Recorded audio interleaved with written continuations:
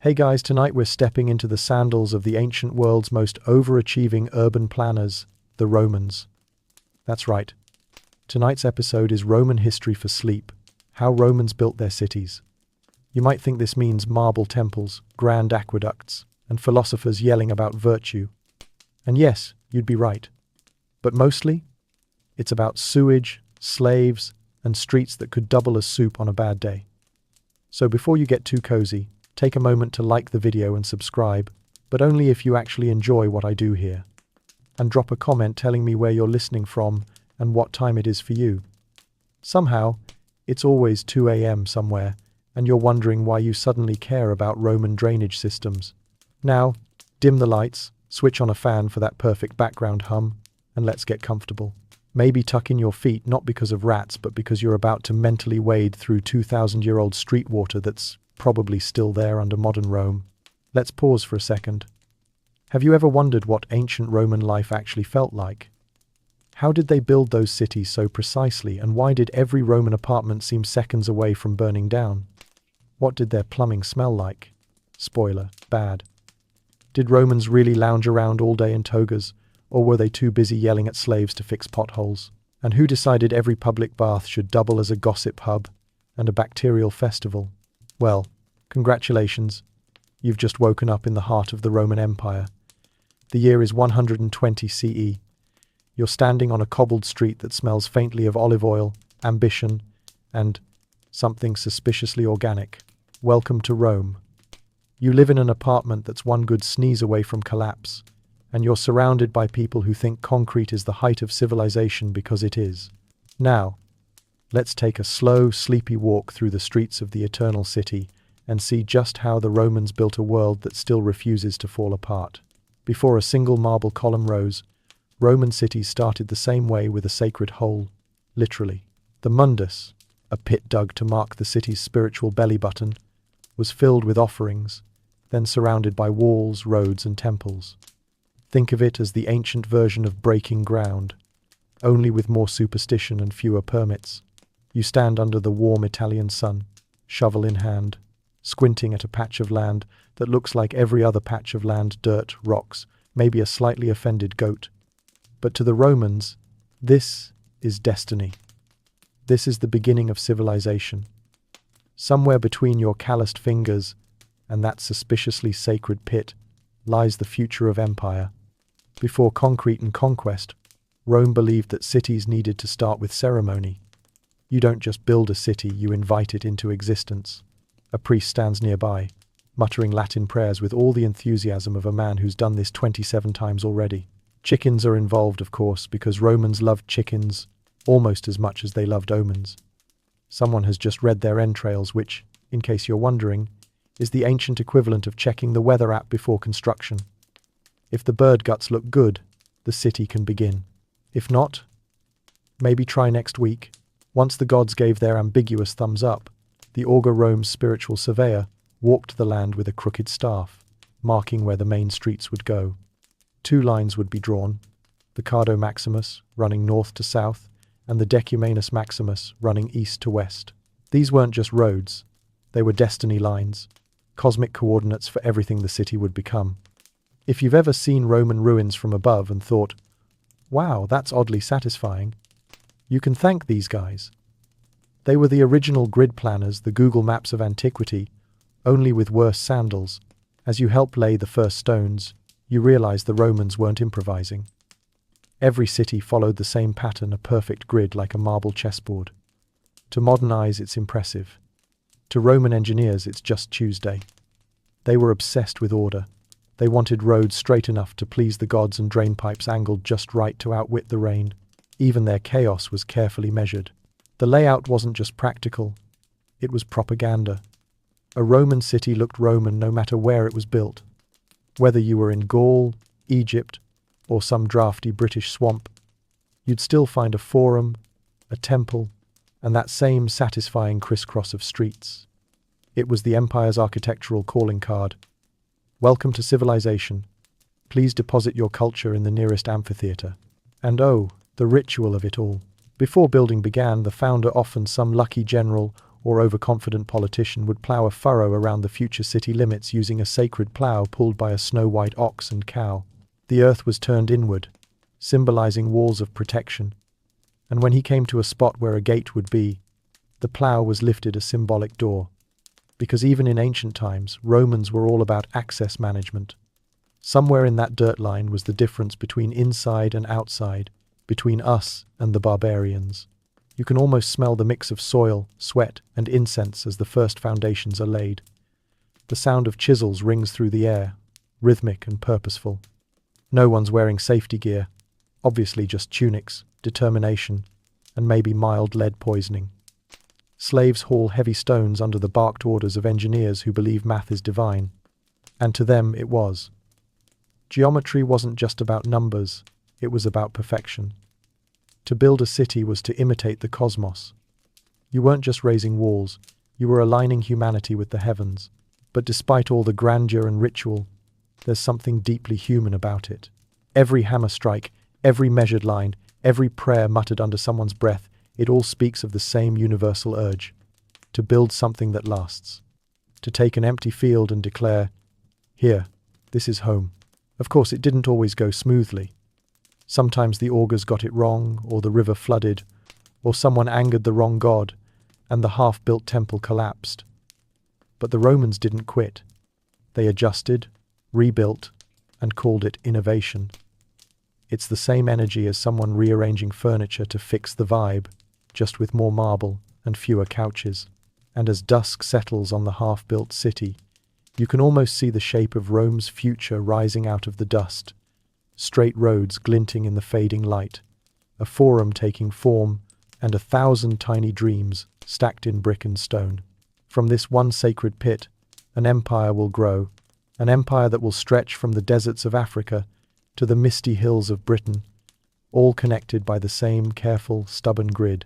So yes, the Romans built their cities with vision, with ritual, and with an alarming amount of bird-based forecasting. But at its heart, it all started with something beautifully simple. A few people standing in a field, holding shovels, daring to believe they could build forever. And somehow, in their own dusty, God-haunted way, they did. The Romans loved order almost as much as they loved wine. Every new city followed a near-perfect grid. Straight streets intersecting at right angles, forming tidy blocks like a spreadsheet made of stone. It was civilization by geometry, and the gods, they approved. You can picture it, the hot sun beating down as a group of Roman engineers squint over their tools, scratching lines in the dirt with sticks and muttering about angles. This isn't chaos. This isn't, let's build wherever the cows stop walking. This is precision, the kind of obsessive, borderline unhealthy precision that makes modern city planners weep with envy. Because for the Romans, a city wasn't just a place to live. It was a statement, a declaration that said, "We conquered this land, and now we're going to straighten it out." Each new settlement began with two main streets, the Cardo Maximus running north to south, and the Decumanus Maximus running east to west. These weren't just random choices. The Cardo caught the midday sun, the Decumanus followed the horizon. The entire city was mapped to the cosmos, a giant, living sundial that made sure even your commute aligned with divine symmetry. Imagine living in a place where your street address was technically approved by Jupiter himself, and this grid wasn't some elite luxury. Whether you were in Rome itself, or in a frontier town in what's now France, you'd find the same pattern. Step into any Roman settlement, and you could instantly tell where you were north, south, center, marketplace, baths. The Romans didn't just export language, law, and really aggressive architecture. They exported order. You could walk through the dusty gates of a remote outpost and still find yourself standing on a street named Via Principalis, running straight as an arrow toward the Forum. Home, but with slightly more locals trying to sell you olives. The logic was impeccable. Straight streets meant faster travel, cleaner layouts, easier defense, and better drainage, which, given Rome's passion for sewers, was practically a religion. And the grid made expansion simple. New districts could just be slotted in like puzzle pieces. No meandering alleyways, no confusion. Even chaos had a postal code. But don't let the elegance fool you. Roman planning had its quirks. Those perfect squares didn't always fit with the land. Hills, rivers, and pre-existing villages were treated as mild inconveniences to be bulldozed, bridged, or politely ignored. The result? Some cities looked less like perfect grids and more like geometry having a nervous breakdown. Yet the intent was always the same, to impose Roman order upon the wild. You, as a new Roman resident, would feel that order everywhere. The Forum always sat at the intersection of the two main roads, the city's literal and spiritual heart. Around it clustered temples, markets, and the occasional very loud political argument. The wealthiest homes faced these central streets, basking in noise and glory. The poorer folk? They got the outer edges closer to the walls, the dumps, and the kind of nightlife that involved shouting and goats. Still, it worked. Walking those straight streets, you'd pass open squares where merchants shouted prices, bathhouses steaming with gossip, and bakeries that doubled as neighborhood news centers. Everything was positioned for efficiency. Even pleasure had a logical address. You didn't have to wander, the city itself guided you, block by block, toward wherever you needed to go. And the gods, of course, were always watching. Temples stood at precise intervals, aligned with the cardinal directions, because to the Romans, good planning was holy. A misaligned temple wasn't just bad engineering, it was sacrilege. Heaven forbid your shrine faced slightly southwest. Jupiter might smite your compass. But this obsession with geometry wasn't only about faith, it was also about control. The Romans believed that order was proof of civilization, that straight lines meant progress, while curves belonged to barbarians. Their cities were political propaganda in stone form, saying, "We have tamed the world, look, even our streets obey us." And yet, there was beauty in it. When the sun rose over those perfectly cut streets, the light spilled down corridors of stone, glinting off columns and mosaics. You could almost hear the city breathe, steady, deliberate, symmetrical. Life pulsed through the grid like blood through veins, predictable yet vibrant. Of course, living in a mathematically perfect city had its downsides. Noise carried beautifully down straight streets. Smells, too. The same clean design that allowed the breeze to circulate also made sure your neighbor's fish stew reached you long before dinner. And when the wind shifted, well, let's just say the orderly city had its aromatic moments. But for the Romans, that was a small price to pay for the comfort of control. Their cities were maps of ambition, structured, enduring, a little smug, and entirely human. Every brick was a reminder that the empire didn't just build places to live, it built places to last. So as you wander those perfect streets in your mind tonight, try not to trip on the cobblestones. You're walking through a masterpiece of logic, geometry, and divine bureaucracy. A city so well planned that even the gods couldn't find a better shortcut. Roman roads were the veins of the empire, paved, layered, and absurdly over-engineered. They were so well built that modern Europe still drives on some of them. You could say Rome invented the pothole, but also the world's first road trip. You wake up in the Roman countryside, the morning sun just peeking over a landscape so straight it looks suspiciously unnatural. Because it is. That line stretching across the hills isn't a river or a fence, it's a Roman road. Built 2,000 years ago, still standing, still smug about it. You can practically hear it whisper, "Nice try, asphalt." For the Romans, a road wasn't just a way to get from point A to point B, it was a symbol of domination. Every time they conquered a new land, the first thing they did wasn't build a monument or throw a victory party. They built a road, because to the Roman mind, control meant connection. And nothing said, "We own you now," like a perfectly paved highway leading straight to Rome. Each one started the same way, with men, shovels, and an unhealthy disregard for terrain. Mountains, go through them. Swamps, drain them. Rivers, bridge them. Roman engineers didn't do detours. They built in straight lines like someone playing SimCity with anger issues. The result? Over 250,000 miles of interconnected roads spanning Europe, North Africa, and the Middle East. Enough to circle the Earth 10 times. All without GPS, traffic lights, or road rage, though there was plenty of shouting.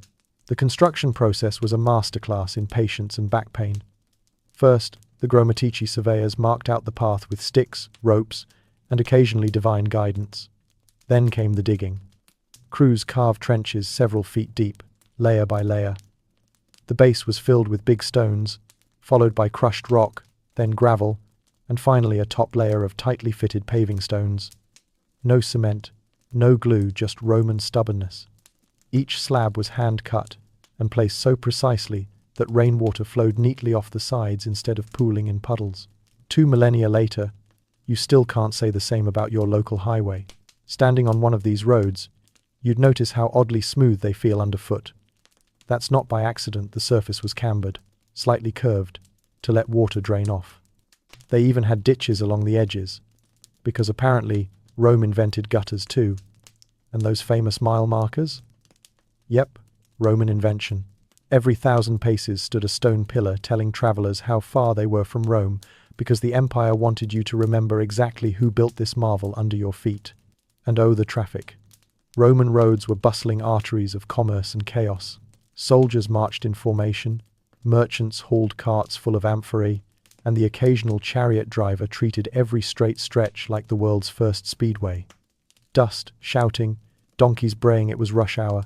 Ancient edition. No lane dividers, no stop signs, and certainly no right-of-way. Just pure, unfiltered Roman logistics. If you were traveling long distances, you'd stop at Mutationes roadside inns, built about every 15 to 20 miles. They offered food, shelter, and sometimes a fresh horse if you had the coin.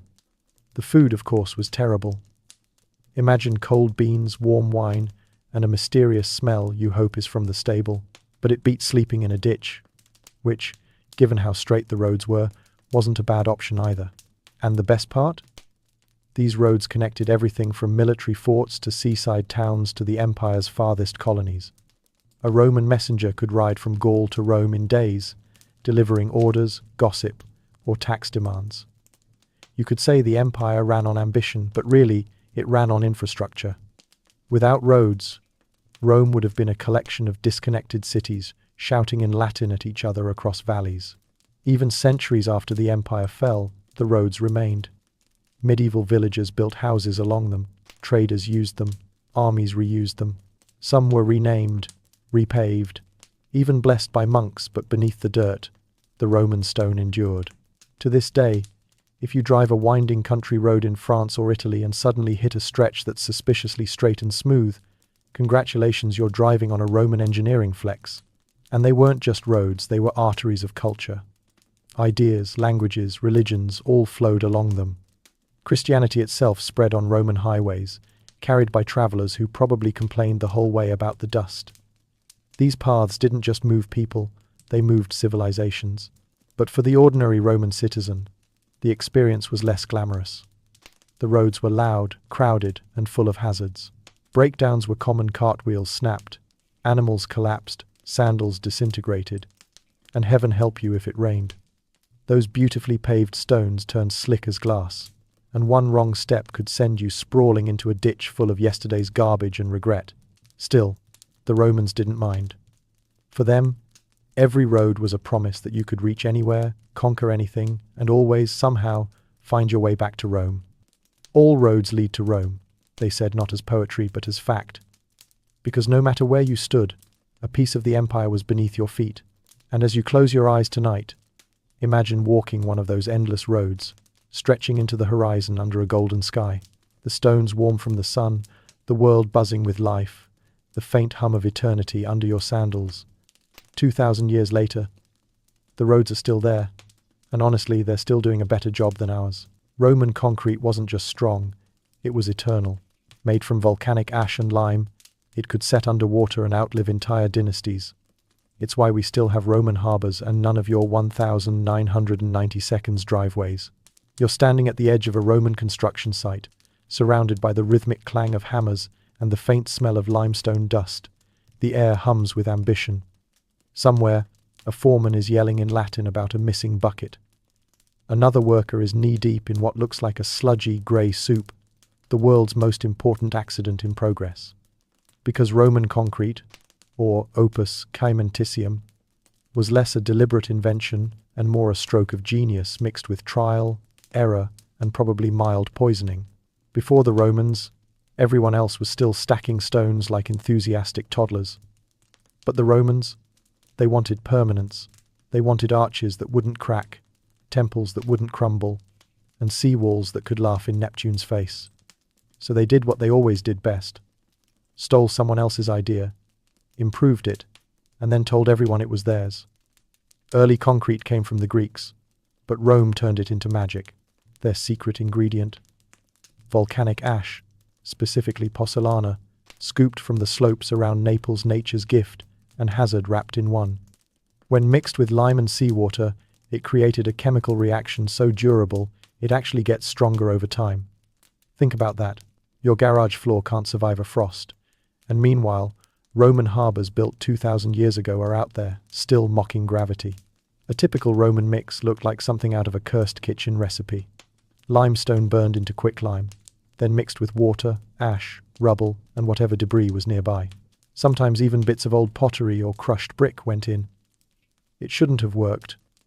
By all logic, the entire empire should have collapsed under the weight of bad chemistry, and yet, somehow, this grey sludge changed the world.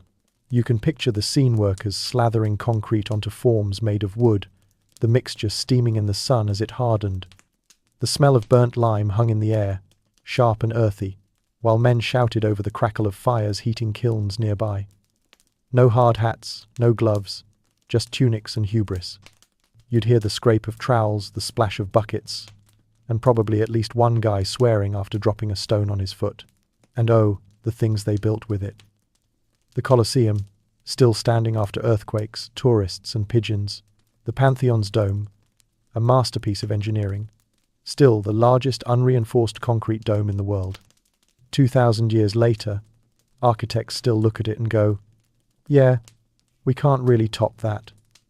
Meanwhile, modern concrete starts crumbling, after 50 years like it's made of disappointment and budget cuts. What makes Roman concrete truly strange is how alive it is chemically, at least. When cracks form, the lime inside reacts with water and carbon dioxide, sealing itself back up. The material heals itself. Imagine your cracked sidewalk quietly repairing overnight like it's embarrassed by its own weakness. Roman concrete didn't just resist decay, it fought back. But not everything about this miracle was perfect. The ingredients were difficult to source, and volcanic ash wasn't exactly everywhere. Builders far from Italy improvised with local materials, often with less spectacular results. Some of those buildings did crumble, usually accompanied by an awkward priest explaining it was probably the god's will. Spoiler, it was just bad mix ratios. And let's not forget the workers who made it all possible. The unsung laborers hauling buckets under the Mediterranean Sunday, their backs bent, their lungs filled with lime dust, their skin burned raw from handling caustic materials. Every glorious monument, every flawless arch, was built on a foundation of sweat and blisters. Roman innovation came with a human cost, and a faint taste of irony, since the same material meant to immortalize emperors also outlived the people who made it. Still, there's something deeply poetic about it. The Romans didn't just build for themselves, they built for eternity. They poured dreams into their concrete, believing it would stand long after they were gone. And it did. Their temples became churches, their harbors became cities, and their walls became the skeletons of our modern world. Today, scientists are still trying to reverse engineer the secret, because in a world where skyscrapers crumble and bridges need constant repairs, it's slightly humiliating to admit the ancients did it better with volcanic mud. They mixed it with their hands, guessed the proportions, and somehow built forever. So tonight, as you imagine walking past the glowing embers of a Roman kiln, take a moment to appreciate the absurd genius of it all. The smell of ash, the hum of labor, the hiss of water meeting lime.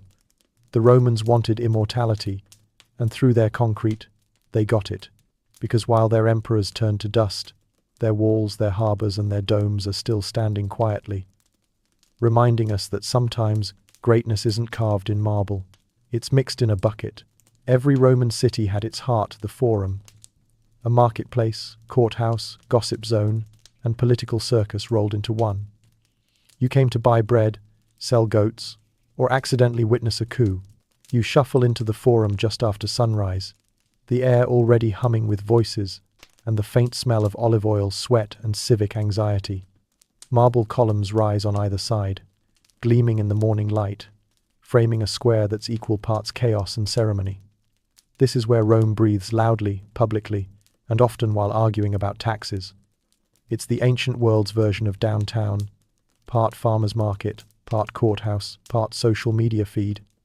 Everyone's talking, no one's listening, and someone in a toga is always oversharing. The ground beneath your sandals is worn smooth by centuries of sandals before yours. You dodge a cart full of figs, step around a philosopher mid-rant about virtue, and almost bump into a senator whose toga costs more than your house. Merchants call out prices, money changers count coins, and somewhere nearby, a street performer is trying and failing to juggle amphorae. It's messy, loud, and absolutely alive. At the center stands the rostra, the speaker's platform, essentially the Roman equivalent of a podcast, but with more yelling and fewer microphones. Politicians climb up to shout about glory, corruption, or whatever scandal is trending that week. The crowd heckles, cheers, and occasionally throws fruit. Rome's version of democracy wasn't quiet deliberation, it was open-air theatre, and every citizen, freedman, or nosy bystander got a front-row seat. You can't help but notice how many temples and monuments crowd the square. The Romans didn't believe in subtlety. Every victory, every donation, every emperor with a spare ego left his mark here. Statues of gods tower above you, their marble gazes judging everything from your outfit to your life choices. There's Jupiter, looking powerful, Venus, smirking knowingly, and a suspiciously smug statue of a local politician who definitely paid extra for that heroic chin.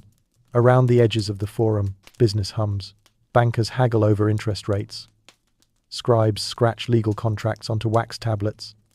And vendors sell everything from perfume to fish, sometimes next to each other, which is unfortunate. If you listen closely, you can hear the clinking of coins, the braying of donkeys, and the occasional exasperated sigh of someone who just got shortchanged for the third time today. And then, of course, there's the gossip. The Forum is Rome's rumor factory, where reputations are built, shredded, and rebuilt again before lunch. Senators whisper about assassinations disguised as accidents. Matrons exchange scandalous news about who's seeing whom, and a drunk legionnaire loudly insists he saw a god in the bathhouse last night. You learn more in 5 minutes here than you would from a week of official decrees, mostly because half of it's made up. As you make your way toward the basilica, no, not the church kind, you enter the beating bureaucratic heart of the city. It's where lawyers argue, merchants sue, and judges pretend to stay awake. The acoustics are terrible, the ventilation worse, and yet justice somehow happens here, usually involving bribes, flattery, or a well-timed sacrifice to Fortuna, the goddess of luck. If you're hungry, you don't have to go far. Street vendors line the edges selling hot bread, olives, and mystery meat skewers. You grab something that tastes vaguely like pigeon and watch a philosopher trip over a dog. Nearby, 2 senators are arguing about aqueduct funding, while a slave fans them both. It's not dignified, it's human. The beauty of the Forum lies in its contradictions. It's where the sacred meets the profane, where priests bless altars while thieves pick pockets. It's the empire distilled into one plaza: ambition, corruption, laughter, faith, and a faint whiff of fish sauce. Everything important happens here, or at least everyone pretends it does. And when the sun starts to sink, the Forum doesn't quiet down. It transforms. Torches flicker to life, casting long shadows across the marble. Street performers return. Couples stroll arm in arm, and debates turn into drinking contests. The air cools, the noise softens, and the smell of roasted chestnuts replaces that of sweat and ambition. You glance around at the glowing temples, the chatter, the fading gold light bouncing off stone, and you realize the Forum isn't just the city's heart. It is the city, the pulse of Rome itself, beating in rhythm with the lives of its people. And tomorrow, it will all begin again, the shouting, the trading, the laughter, the chaos. Because for all their wars and emperors, the Romans knew that empire wasn't built in marble or gold. It was built right here in the crowded square, where citizens gathered to live, argue, and dream. So as you drift off tonight, imagine that hum, the murmur of the crowd, the clatter of sandals, the echo of voices under marble arches. That's the sound of a civilization at full speed, and for the Romans, that was the sweetest music of all. Ah, Roman plumbing, the envy of history textbooks and the horror of anyone who actually used it. Lead pipes carried water through the city, which sounded great until people realized lead poisoning was not in fact a vitamin. You wake up in your Roman apartment, still half dreaming, and the first thing you hear is the gentle trickle of running water outside. It sounds luxurious, doesn't it? Congratulations, you live in one of the most advanced cities in the ancient world. You've got aqueducts, public baths, and an entire network of pipes bringing water right into the city. You're basically the envy of everyone who still has to fetch water with a bucket. But before you start bragging, maybe don't drink it. Because that liquid luxury flowing through your home, it's been traveling through miles of lead piping, and it's slowly turning your bloodstream into a chemistry experiment. To be fair, the Romans didn't know they were poisoning themselves. In their defense, they were too busy being impressed with their own engineering, and who could blame them? Aqueducts carried fresh mountain water over valleys and hills, some stretching more than 50 miles. Gravity did all the work. No pumps, no electricity, just a pure, elegant downhill system. You could stand beneath one of those stone arches and feel the heartbeat of the empire rushing overhead. It was genius. Until it wasn't. The water eventually reached the city, where it filled massive cisterns and fountains, because what's the point of running water if you can't show off with it? Rome was obsessed with public display. They built ornamental fountains everywhere, each one gushing fresh water like a marble flex. You'd walk through the forum and see water spilling from lion heads, gods, and other overly muscular statues. It was less about hygiene and more about civic pride. Look at us. We conquered the world, and we can make Poseidon cry on command. From there, the water went into bathhouses, latrines, and even private homes if you were rich enough. The poor got communal fountains, which sounds charming until you realize they were basically ancient splash zones for neighborhood children and stray dogs. Still, compared to the rest of the ancient world, Romans were living the high life. Literally. Some apartment blocks even had indoor plumbing. Sure, it only worked on the ground floor, but details. Now, let's talk about the baths, the crown jewel of Roman water culture. Giant, echoing halls filled with steam, gossip, and the faint aroma of yesterday's sweat. You'd stroll in, pay a small fee, and move through a series of pools. Hot, warm, cold, and emotionally confusing. Bathing was a public ritual. You'd see senators, soldiers, and slaves all soaking together, pretending not to judge each other's hygiene. The water came in through the same lead pipes, of course, meaning everyone left feeling refreshed and slightly more toxic. And oh, the toilets. The Romans turned bathroom breaks into social events, rows of marble seats with holes carved into them, lined up shoulder to shoulder like a corporate meeting that went terribly wrong. Beneath the benches ran a constant stream of water, flushing everything down to the city sewers, another marvel of engineering. But here's the thing. The same water system that powered those latrines also fed their homes. So yes, sometimes the flow reversed, and people got unexpected feedback. Imagine sitting down in a Roman toilet and hearing a faint gurgle. That's not a good sign. The sewer system, the Cloaca Maxima, was one of Rome's great achievements.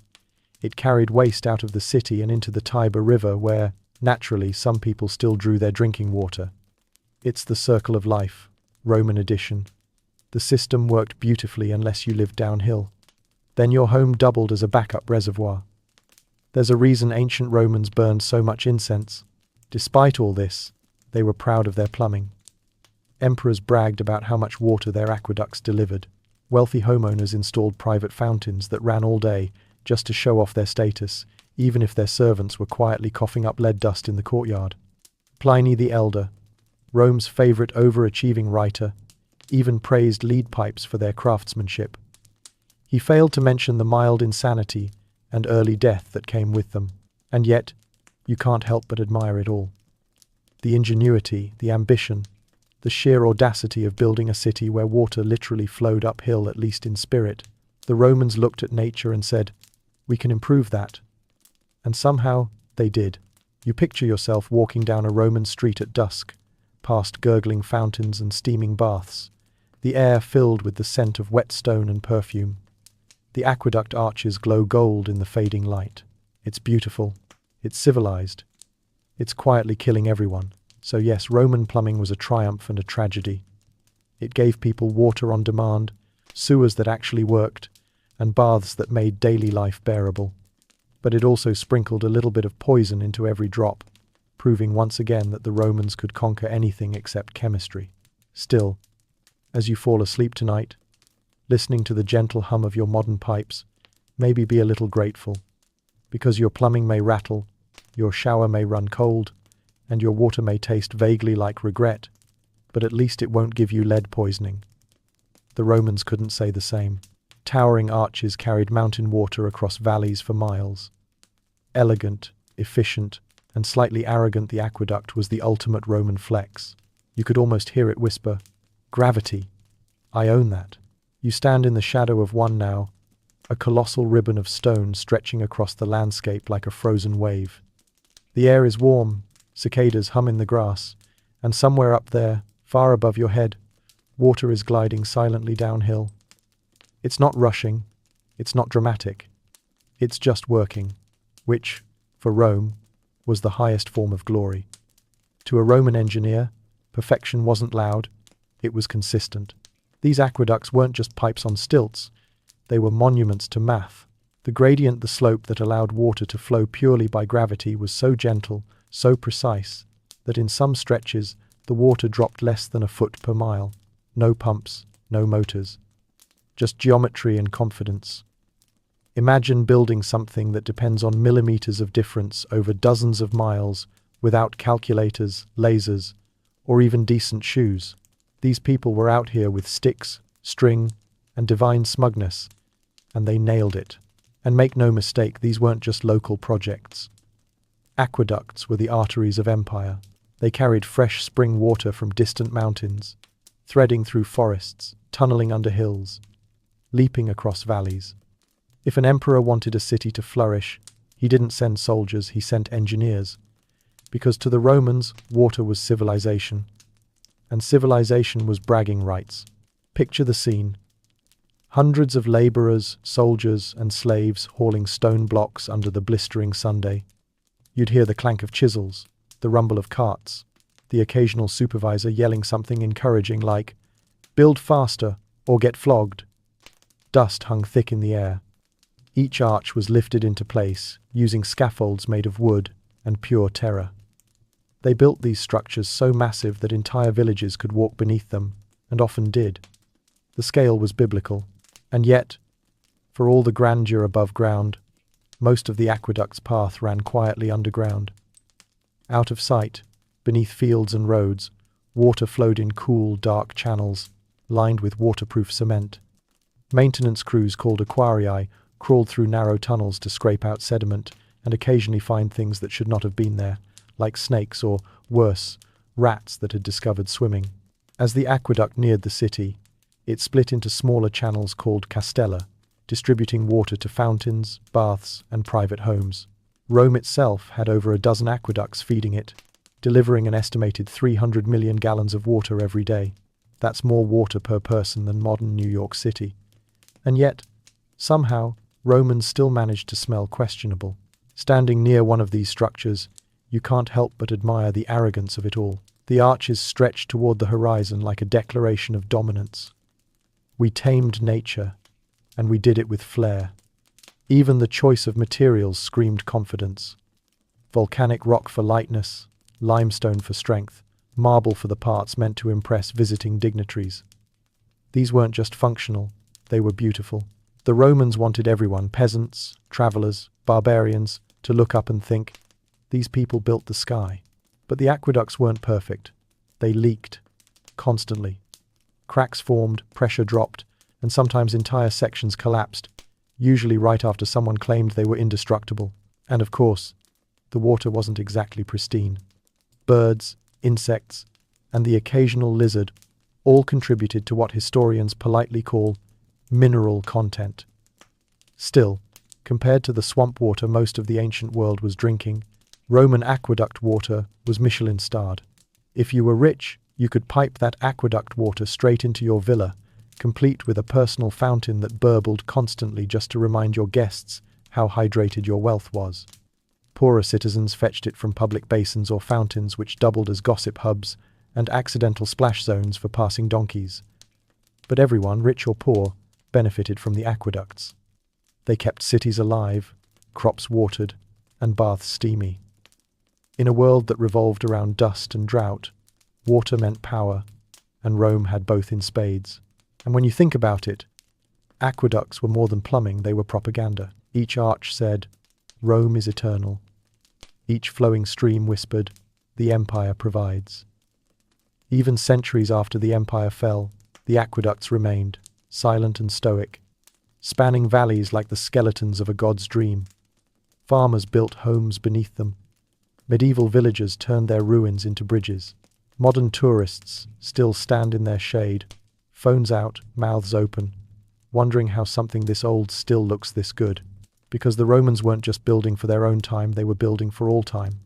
These aqueducts didn't just bring water, they brought identity. They told the world, we can move mountains if we have to. We can make rivers fly. So as you close your eyes tonight, imagine standing beneath one of those ancient arches, the wind humming through its stones, the faint sound of water above, the sky glowing orange as the sun sets over the empire. For all their flaws and arrogance, the Romans gave the world something extraordinary. A reminder that humanity can shape the impossible. One stone, one arch, one drop at a time. And the aqueduct still whispers through history. Gravity? I still own that. Forget showers. Romans preferred their gossip wet. Public baths were less about hygiene and more about business deals, politics, and pretending not to stare at the senator's weird tan lines. You wake up sticky from the Mediterranean heat, caked in a fine layer of sweat, dust, and whatever's currently fermenting in the city air. There's only one solution: a trip to the thermae. The Roman baths aren't just a place to wash up. They're the heartbeat of social life, the Wi-Fi network of the ancient world. You go there to see and be seen, to make connections, to argue about philosophy, and occasionally to scrub your armpits. You stroll through the entrance, an arched doorway carved with marble figures of nymphs and dolphins. The air grows thick with steam and the faint scent of olive oil. Slaves hurry by carrying towels and jugs of hot water, while a pair of old men argue loudly about politics. Somewhere in the distance, a flute plays because apparently, even bathing needs a soundtrack. The Roman bathing routine isn't a quick shower. It's a process. First stop, the apoditerium, the changing room. You strip down, modesty was not a Roman virtue, and hand your clothes to a slave, silently hoping they won't be gone when you get back. Then it's time to start your journey through the sacred trilogy of temperature extremes. The frigidarium, cold room, the tepidarium, warm room, and the caldarium, hot room. Basically, it's a human marinade. In the tepidarium, you start to relax. Warm air wraps around you, scented with herbs and the faint musk of eucalyptus. This is where people chat quietly, at first. Deals are whispered, flattery exchanged, debts discussed. It's the ancient version of networking over coffee, except everyone's half naked and sweating. Then comes the caldarium, the hot bath, and it's exactly what it sounds like. A steamy inferno of ambition and body odor. The marble walls gleam with condensation, and the floor beneath your feet is heated from below by the hypercaust Rome's underfloor heating system. You sit on the edge, dipping your toes into the steaming pool, and listen to the orchestra of splashing, grunting, and the occasional deep sigh of existential pleasure. And it's not just about soaking. A slave approaches with a strigil, a curved bronze scraper, and proceeds to scrape the grime, oil, and regret off your skin. It's the Roman version of exfoliation, minus the spa music. The result? You're cleaner, pinker, and slightly traumatized. Afterward, they rub you down with scented oils, usually olive-based. You smell like a salad, but at least a wealthy salad. Next, you cool off in the frigidarium, a plunge pool so cold it could reset your soul. You gasp, you shiver, and for a brief moment you question all your life choices. Around you, burly soldiers cannonball into the water. Philosophers mutter about the nature of discomfort, and a child splashes everyone because history has never lacked for annoying children. But the baths aren't just for cleaning, they're for living. The wealthy come to make alliances, The poor come to escape the heat. Poets recite verses near the fountains, merchants negotiate grain prices in the corner, and one guy is definitely selling questionable sausages by the door. It's loud, chaotic, and deeply human, a place where emperors and slaves share the same steam. You wander through the palestra, the open-air courtyard where men wrestle, throw weights, or aggressively oil themselves for no reason. There's laughter, shouting, and the unmistakable sound of someone slipping on wet marble. In Rome, hygiene is secondary to spectacle. You might leave cleaner, but you'll definitely leave entertained. And of course, no bath visit is complete without gossip. You overhear whispers about a senator's affair, a gladiator's new contract, and a baker's wife who supposedly worships the wrong gods. It's ancient Twitter, just with more humidity and fewer spelling mistakes. Rumors flow faster than the water in the fountains. The most famous baths, like those of Caracalla or Diocletian, are architectural wonders, sprawling complexes with soaring domes, mosaics, libraries, and even snack bars. Imagine lounging in a pool beneath a ceiling painted with stars, while someone reads poetry and another person files their toenails nearby. It's equal parts luxury and absurdity, and very Roman. By the time you emerge, your skin is glowing, your muscles are relaxed, and your dignity is somewhere at the bottom of the hot pool. You feel lighter physically, spiritually, and financially, since you definitely tip too much. The city's noise hits you again, carts creaking, merchants shouting, the faint hum of life continuing. You step back into the chaos, cleaner, calmer, and carrying a faint olive-scented reminder that civilization, in all its glory, runs on water, heat, and gossip. Because in Rome, bathing wasn't just self-care, it was public service. The baths were where friendships were made, deals were sealed, and reputations were either polished or destroyed. It was the empire distilled into marble, and steam ambitious, indulgent, and slightly unhygienic. So as you drift off to sleep tonight, imagine sinking into that warm, ancient pool, the water shimmering, the air fragrant, the city murmuring just beyond the walls. For the Romans, this was more than bathing. It was belonging. And in that steamy haze, surrounded by laughter, gossip, and the sound of dripping water, civilization itself found time to relax. Roman apartment buildings, or insulae, were architectural optimism at its most dangerous. 6 stories high, made of wood, and held together by prayers and pigeons, they collapsed so often. Fire brigades charged subscription fees. You wake up in your Roman apartment, which, to be clear, is a miracle in itself.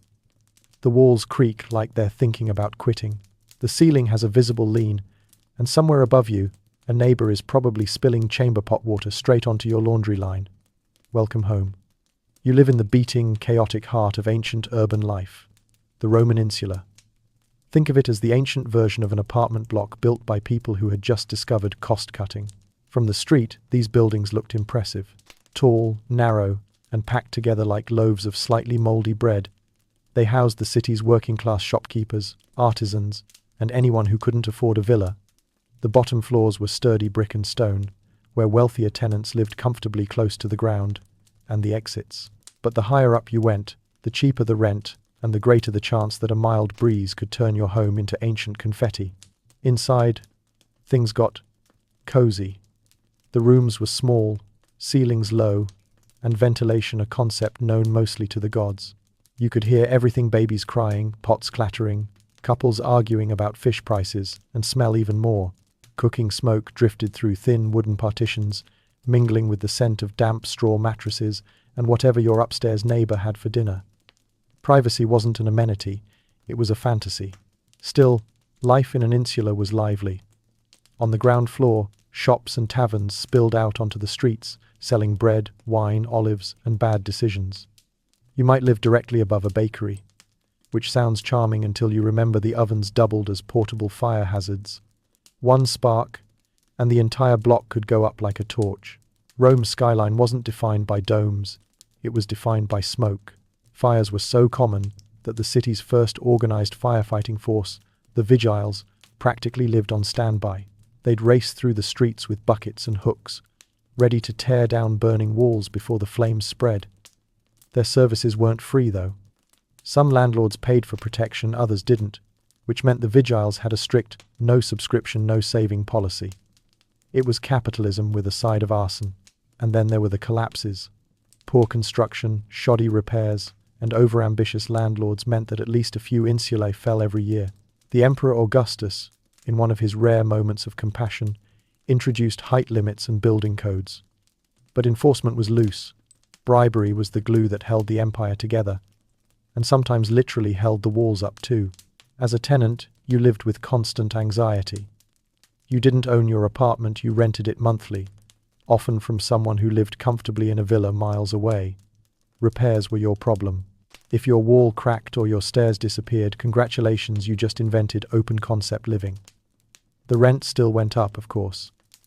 Inflation was eternal, even in Rome. At night, the insula came alive with sound. From your window, if you had one, you could hear the city's pulse.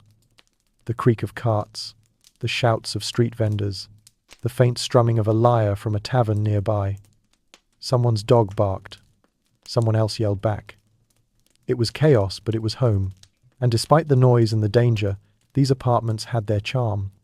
Neighbors knew each other. Families shared food and gossip. Laundry lines stretched across alleys like colorful banners of survival. Children played in stairwells, and the smell of bread and garlic floated through the corridors. In a city of marble palaces, your insula might have been made of splinters, but it was yours, or at least rented under questionable terms. The upper floors, though, were not for the faint of heart. The climb alone was punishment. 6 flights of rickety wooden stairs in the Roman summer heat. You'd arrive home needing another bath, and since water pressure wasn't exactly a thing, you had to haul buckets up yourself. By the time you reached your room, you were clean, exhausted, and mildly dehydrated, which was fine, because wine was cheaper than water anyway. Fire safety regulations? Non-existent. Windows were few, exits fewer. Oil lamps flickered dangerously close to curtains, and cooking fires blazed in cramped kitchens. If your building did catch fire, there was only one rule: don't be the last one out. Roman landlords didn't rebuild, they just sold the ashes. And yet, somehow, people thrived. Rome's population exploded to over 1 million, and most of them lived in insulae. They were symbols of the empire's ambition and its flaws, greatness built on questionable foundations. Quite literally, as you finally lie down on your straw mattress, the wooden beams groaning softly above you, you think about the absurdity of it all. You're living in a city that can build aqueducts across mountains, colosseums that last millennia, and yet your ceiling is one strong sneeze away from becoming a skylight. Still, there's something comforting in the rhythm of the insula. The laughter downstairs, the smell of dinner drifting through the cracks, the hum of humanity packed tightly together. Because even if your apartment was built by hope, bad math, and maybe divine negligence, it was also built by life. And for the Romans, that was enough. Beneath Rome flowed the Cloaca Maxima, the Great Drain. It was the empire's digestive system, swallowing everything from rainwater to fish guts. Miraculously, it's still working. Your modern plumbing can't even commit to that. Above ground, Rome was all marble, arches, and ego.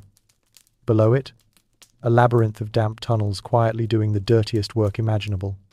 The Cloaca Maxima wasn't just a sewer, it was a symbol of Roman genius, civic pride, and their deep belief that filth should flow somewhere else.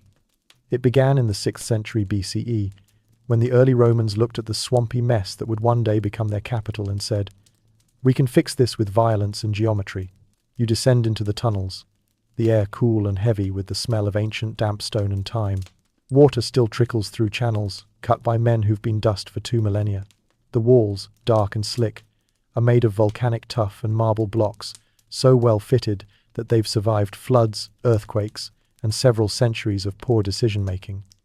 It's quiet except for the occasional drip, and the faint, haunting echo that reminds you this is the one place in Rome nobody ever bragged about visiting.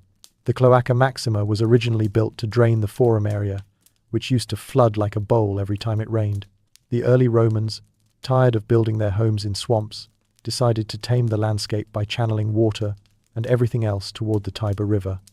It was an act of defiance against nature itself, or as the Romans probably saw it, urban planning. And the thing is, it worked. The city stopped drowning, and the Forum stopped smelling quite so apocalyptic. Soon, the system grew. Smaller drains fed into larger ones, branching under the city like veins beneath marble skin. Every public bath, every fountain, every apartment latrine eventually led here. If Rome was the heart of the empire, the Cloaca Maxima was the colon, and it was very, very busy. Imagine it. Thousands of gallons of runoff, waste, and whatever people didn't want anymore flowing beneath your feet every day. Old food, animal parts, dead rats, questionable pottery, all swept into the tunnels and carried away by the slow, steady current. Rome's street drains even had little gratings carved into the stone curbs, so citizens could toss things directly into the system. It was convenient, efficient, and horrifying. Of course, maintenance was another story. Sewage didn't stop flowing just because someone had to clean it. Workers known as cloacarii brave, unlucky souls were sent down to clear blockages, shovel muck, and occasionally fight rats the size of small dogs. They worked by torchlight, waist-deep in filth, earning wages so pitiful they probably questioned their life choices daily. Yet, without them, Rome would have drowned in its own grandeur. The system also doubled as a drainage network for the city's frequent floods. When heavy rain hit, the Cloaca Maxima gulped it down like a thirsty god. It even had openings along the streets where people could hear the water roaring below, a constant reminder that somewhere down there, Rome's waste was being handled so they didn't have to think about it. Out of sight, out of smell. But here's the strange thing: the Romans saw their sewers as sacred. The Cloaca Maxima wasn't just a utility, it was connected to the goddess Cloacina, patron deity of cleanliness and filth. Shrines were built in her honor near the main outlet into the Tiber. It's as if the Romans collectively realized that if you're going to worship gods of war, wine, and love, you might as well throw in one for waste management too. After all, someone had to make sure the city didn't literally collapse under its own success. And the Cloaca Maxima wasn't just Roman pride, it was Roman identity. It set them apart from the so-called barbarians, who were still living in mud huts and complaining about the smell of their goats. When Roman engineers built new cities, the sewer came first. Roads, temples, baths, all of that was secondary. Civilization to them began with plumbing. Even today, parts of the Cloaca Maxima still function. 2,000 years later, water still trickles through those same tunnels, whispering stories of emperors, slaves, and citizens who lived and died above. Modern Rome has simply built on top of it layer after layer of progress, all still relying on that ancient, stubborn drain below. You can almost imagine a Roman engineer, arms crossed, smirking at our crumbling modern infrastructure. "You people invented Wi-Fi," he'd say, "and yet your cities flood when it rains for more than 5 minutes." He wouldn't be wrong. So tonight, as you listen to the hum of your own plumbing, the soft gurgle of pipes behind the wall, the distant flush of a neighbor's toilet, remember that it all started here, in the dark arteries beneath Rome. The world's first organized sewer, built with stone, sweat, and sheer determination, because every great civilization needs clean water, clear drains, and someone brave enough to crawl into the muck when things inevitably go wrong. The Romans understood that. And somehow, 2,000 years later, their Cloaca Maxima is still quietly, stubbornly, keeping the city alive. It's not glamorous, but then again, neither is civilization without it. Romans built temples to every deity imaginable, from Jupiter to minor household spirits guarding the pantry. It was less religion and more cosmic customer service. You wake up in the city of Rome, the morning sun glinting off marble rooftops and bronze statues, and you realize something immediately. There are gods everywhere, not just in the big temples, but in corners, doorways, fountains, and sometimes in your neighbor's kitchen. Every Roman lived in a divine bureaucracy, a spiritual customer support network where every aspect of life had its own assigned representative. You didn't pray to a god. You prayed to the right god for the job. Heading out your door, you give a polite nod to the lares and penates, your household spirits. They guard your home, your food, and your general well-being. You'd better keep them happy. Forgetting to offer them wine or incense could result in your bread burning, your stew spoiling, or your wife giving you that look that says, "You angered the pantry gods again, didn't you?" Down the street, the air hums with devotion. Every few steps, you pass a small shrine, a niche carved into the wall with a tiny statue, a flickering oil lamp, and maybe some offerings. fruit, flowers, or the occasional sad-looking pastry. These are for the gods of the crossroads, spiritual traffic wardens, ensuring travelers don't get lost or robbed. You toss in a coin just in case, because in Rome, divine insurance is non-refundable. Then, there are the big temples, the celestial headquarters of the Roman faith, towering marble structures crowned with pediments and columns, each dedicated to a god or goddess who frankly seems a little overworked. The temple of Jupiter Optimus Maximus looms above the city like a marble thundercloud, devoted to the king of the gods, the divine CEO. He gets the best sacrifices, the fattest bulls, and the most dramatic prayers. Jupiter's temple is the kind of place where senators go to pretend they're humble before immediately doing something arrogant. Across town stands the temple of Vesta, where the sacred fire burns eternally under the watchful eyes of the Vestal Virgin's priestesses, sworn to chastity and fire safety. Their entire job is to keep that flame alive, because as long as it burns, Rome endures. It's poetic, sure, but also terrifying. If that fire went out, everyone assumed something catastrophic was coming. The Vestals probably lived with the same anxiety as a modern IT worker guarding the Wi-Fi router. The variety of deities is staggering. Need success in business? Pray to Mercury, god of commerce and borderline tax fraud. Looking for love? Venus, obviously. But maybe you also whisper to Cupid, Fortuna, and just in case, the household La. Because redundancy was key. If one god didn't pick up your prayer, surely another would forward it. And it didn't stop there. There were gods for the fields, for the city gates, for childbirth, for hinges. Cardia, goddess of door hinges, was very busy. And even for manure, Sterculius, the patron of compost and humility. You could argue that Romans never missed an opportunity to deify their chores. If something moved, glowed, or smelled funny, they'd build a shrine for it. Religion in Rome wasn't about faith, it was about maintenance. You performed rituals, you gave offerings, and you followed protocol. Spiritual compliance, if you will. The goal wasn't divine love, it was divine efficiency. If you wanted your crops to grow, your walls to stand, or your plumbing to stop gurgling, you didn't question the gods, you bribed them. Temples weren't quiet places of meditation either. They were bustling hubs, part sacred site, part social club, part political stage. Priests scurried about in spotless white togas, sacrificing animals and interpreting omens. The smell of incense mingled with roasting meat as the crowd murmured prayers. Vendors outside sold cheap charms, amulets, and authentic relics, blessed by someone's cousin who claimed to have seen Jupiter once in a thunderstorm. And of course, no Roman religion would be complete without a healthy dose of superstition. You'd never start a journey without consulting the augurs, the priests who interpreted the will of the gods by studying the flight patterns of birds. If the crows flew left, it was a no-go day. Imagine cancelling your plans because a pigeon sneezed wrong that was Roman normal. Then there were the haruspices, priests who examined animal entrails for omens. You'd sacrifice a sheep, dig around in its liver, and somehow that told you whether your business venture would succeed. It's like astrology, but bloodier. And yet, it worked, or at least it gave everyone something to blame when things went wrong. Despite all the ritual and superstition, there was beauty in it. Temples glowed with gold leaf, their floors patterned with mosaics, their courtyards alive with music and chanting. Festivals filled the streets with garlands and laughter. The gods weren't distant, they were woven into daily life. Every meal, every harvest, every journey was a little act of devotion. And the best part? The Romans didn't mind adopting new gods. Conquer a new land? Great, take their gods too. Add them to the roster. The Roman pantheon was basically the Marvel cinematic universe of divinity, always expanding, always merging franchises. As the sun sets over the city, temple bells echo across the rooftops. Smoke rises from a dozen shrines, carrying prayers skyward like whispers on the wind. For a moment, Rome feels quiet, reverent, eternal.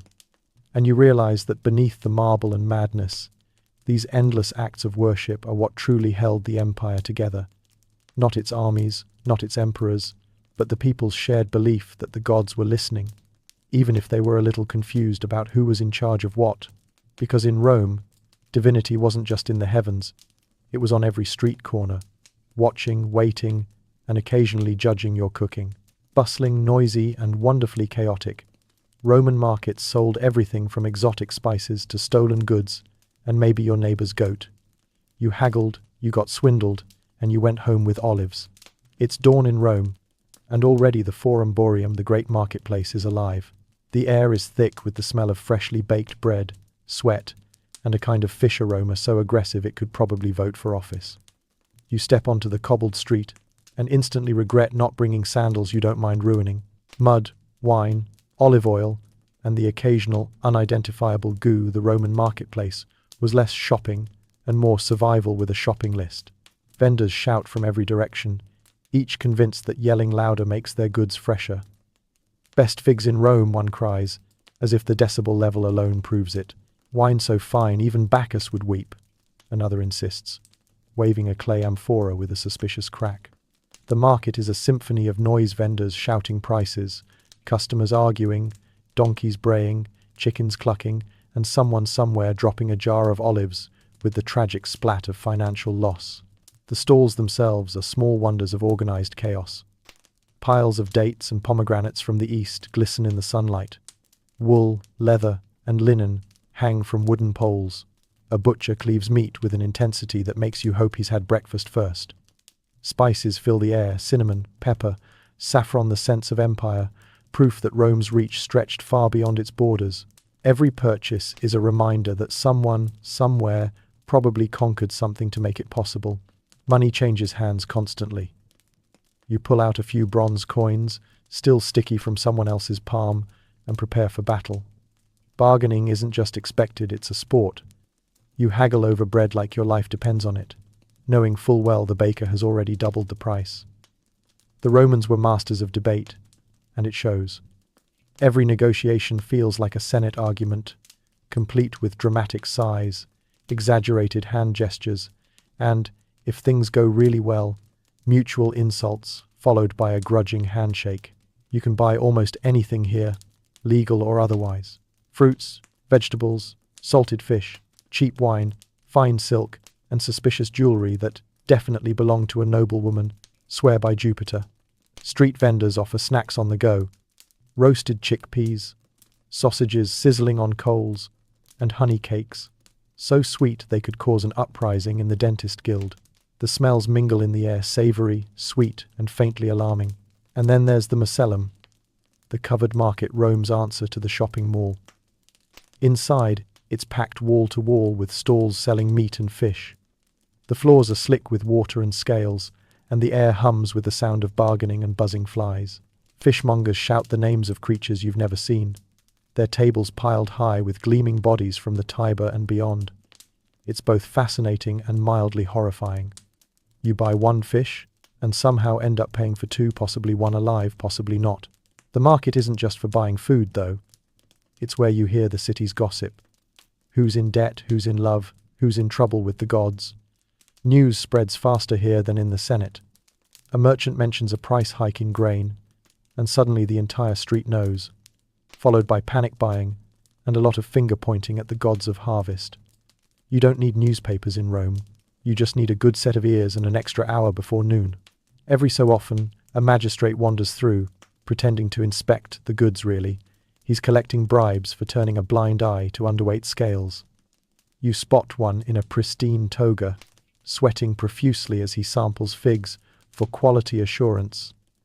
Around him, pickpockets weave through the crowd like graceful, immoral fish.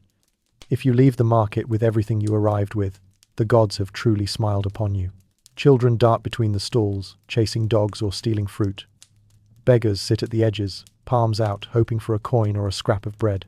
Street performers appear out of nowhere, jugglers, flute players, or men painted head to toe in white pretending to be statues. The whole thing feels less like shopping and more like a circus with better snacks. As the sun rises higher, the chaos intensifies.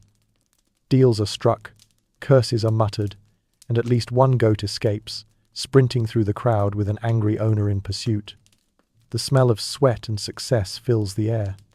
You step back for a moment, watching it all, the shouting, the laughter, the endless motion, and realize that this isn't just a market. It's the lifeblood of the city. The Roman marketplace wasn't about luxury, it was about survival, community, and gossip wrapped in fish guts. It's where emperors' decrees met everyday hunger, where the economy breathed through the hands of merchants and the feet of tired shoppers. And when the sun finally sets, and the last merchant packs up his stall, the square quiets for about 5 minutes. Then the night vendors arrive with torches and cheap wine, ready to sell whatever the day forgot. Rome never truly sleeps, it just changes markets.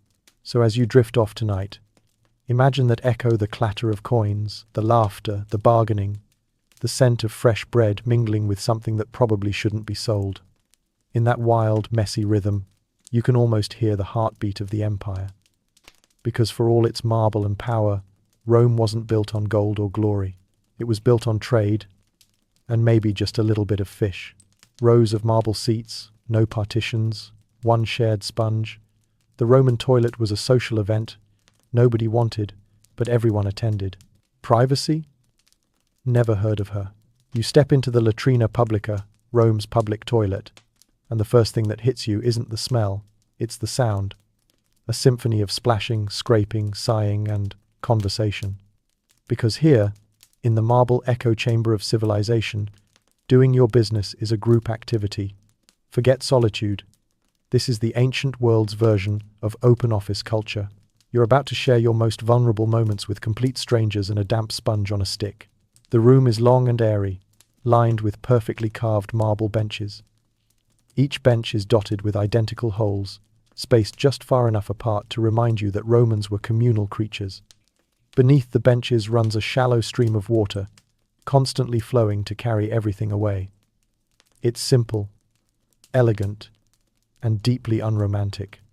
You sit down, make eye contact with a senator on your left, a baker on your right, and suddenly you're part of a very uncomfortable social network. The Romans took immense pride in their sanitation systems, but their definition of sanitation might differ slightly from yours. Instead of toilet paper, every seat had access to a communal tussorium, a sea sponge attached to a stick, soaked in salt water or vinegar between uses. And yes, you shared it. One sponge, dozens of people, infinite regret. You could say Rome invented the world's first multi-user experience, and it's one nobody asked for. To make matters worse, these toilets were often attached to the city's great sewers, including the Cloaca Maxima. That meant every flush came with the risk of surprise visitors from below. Rats, snakes, even methane gas eruptions that could make the Roman candle a bit too literal. Sitting down to relieve yourself could, on a bad day, feel like gambling with nature. There are even records of flames shooting up from toilet holes, giving a whole new meaning to burning shame. And yet, despite the chaos, these places were considered marvels of engineering. Cool marble surfaces, constant running water, and complex drainage systems kept the city functioning mostly. The wealthiest Romans had private latrines at home, complete with mosaic floors and perfumed oils to mask the stench. But for the majority of citizens, the public toilet was the great equalizer. No matter who you were, slave, merchant, or minor noble, everyone had to sit, share, and shuffle when their time was up. Of course, it wasn't all awkward silence. Romans loved to talk, and apparently, the latrina was the ideal spot for catching up on gossip or politics. You'd overhear arguments about grain prices, complaints about taxes, or whispers about the emperor's latest scandal. Imagine trying to make small talk while doing your business. So, how's your aqueduct project going? Oh, flowing smoothly. The walls probably heard more state secrets than the Senate ever did. For a civilization obsessed with public image, it's ironic how open they were about bodily functions. In many ways, these spaces reflected Roman life itself, communal, efficient, and just a little bit unsanitary. Relief wasn't just physical, it was social. A place to bond, to trade news, to literally sit side by side through life's processes. The design itself was deceptively sophisticated. Beneath the main channel ran a secondary one, feeding clean water to rinse the sponges. That same water helped flush the waste away through terracotta pipes connected to larger drains. It was clever and incredibly modern for its time. Some of these toilets even had heated floors or decorative frescoes. Because if you're going to be uncomfortable, you might as well be uncomfortable in style. But the Romans' relationship with cleanliness was complicated.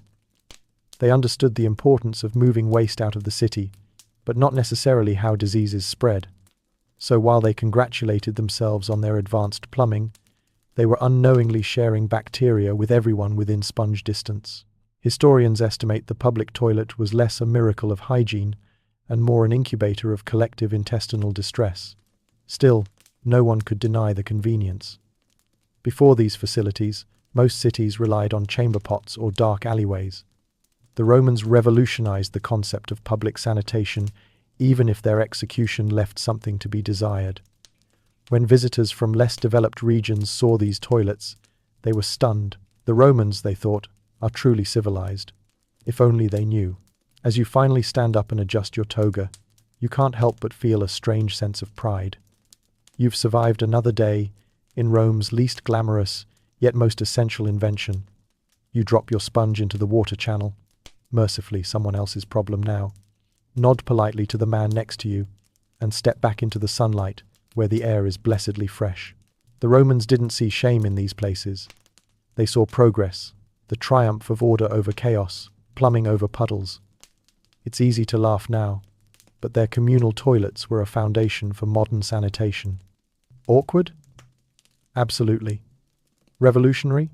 Without question. So tonight, as you flush your modern private toilet, think of those marble benches, those endless conversations, and that single tragic sponge. The Romans built empires, conquered continents, and still found time to make going to the bathroom a team sport. Civilization, after all, has always been a group effort. With candles, wooden buildings, and zero smoke alarms, Roman cities were tinderboxes waiting to happen. Fire brigades existed, they just worked for whoever paid best. It's the middle of the night in ancient Rome, and you wake up to the faint, unmistakable scent of smoke. Not incense, not roasting chestnuts, real, heart-pounding, property-threatening smoke. Somewhere down the street, someone's oil lamp tipped over, and now half the block smells like panic. Welcome to one of the greatest urban fears of the ancient world: fire. In a city made of dreams, marble, and highly flammable optimism, nothing spread faster than flame except gossip about who started it. The truth is, Rome was a fire trap. Most apartment blocks insulae were built of wood, plaster, and wishful thinking.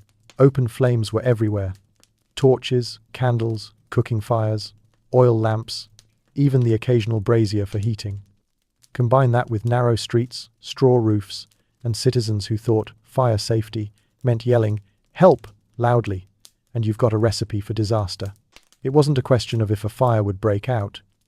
It was when. When it did, chaos reigned. The first warning might be a slave shouting in the street or a neighbor pounding on your door. You'd grab what you could: money, sandals, maybe your favorite jug, and rush outside. The city's layout didn't help. The streets were so tight that two carts could barely pass each other, and the tall insulae turned them into wind tunnels. Flames could leap from one side to the other in seconds. Imagine trying to evacuate a maze made of kindling. The great fires were infamous. The one that burned under Emperor Nero in 64 CE became legend: 6 days of smoke, destruction, and conspiracy theories. Some claimed Nero started it himself to clear space for his new palace, the Domus Aurea. Others said he tried to help, but failed miserably. Either way, nearly 2/3 of Rome was gone, and the emperor's reputation went up in the same smoke. But even the smaller fires were devastating. If one building went up, the whole block often followed. The lower classes who lived in those rickety upper floors suffered the most. With no fire escapes, their only option was prayer, or the world's most terrifying leap of faith. Archaeological evidence even shows that some apartment staircases were removable, which probably helped burglars more than it did evacuations. So who came to the rescue?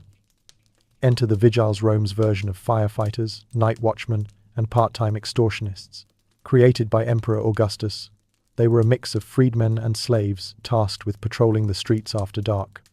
Armed with buckets, axes, and hooks, they'd rush to the scene to douse the flames with water or tear down nearby buildings to stop the spread. They saved lives, yes, but they also had a habit of asking questions like, "So, who's paying us to care?" Because here's the thing, firefighting was big business. Wealthy homeowners paid protection fees to ensure quick response times, while poorer districts often got the "we'll get there when we get there" treatment.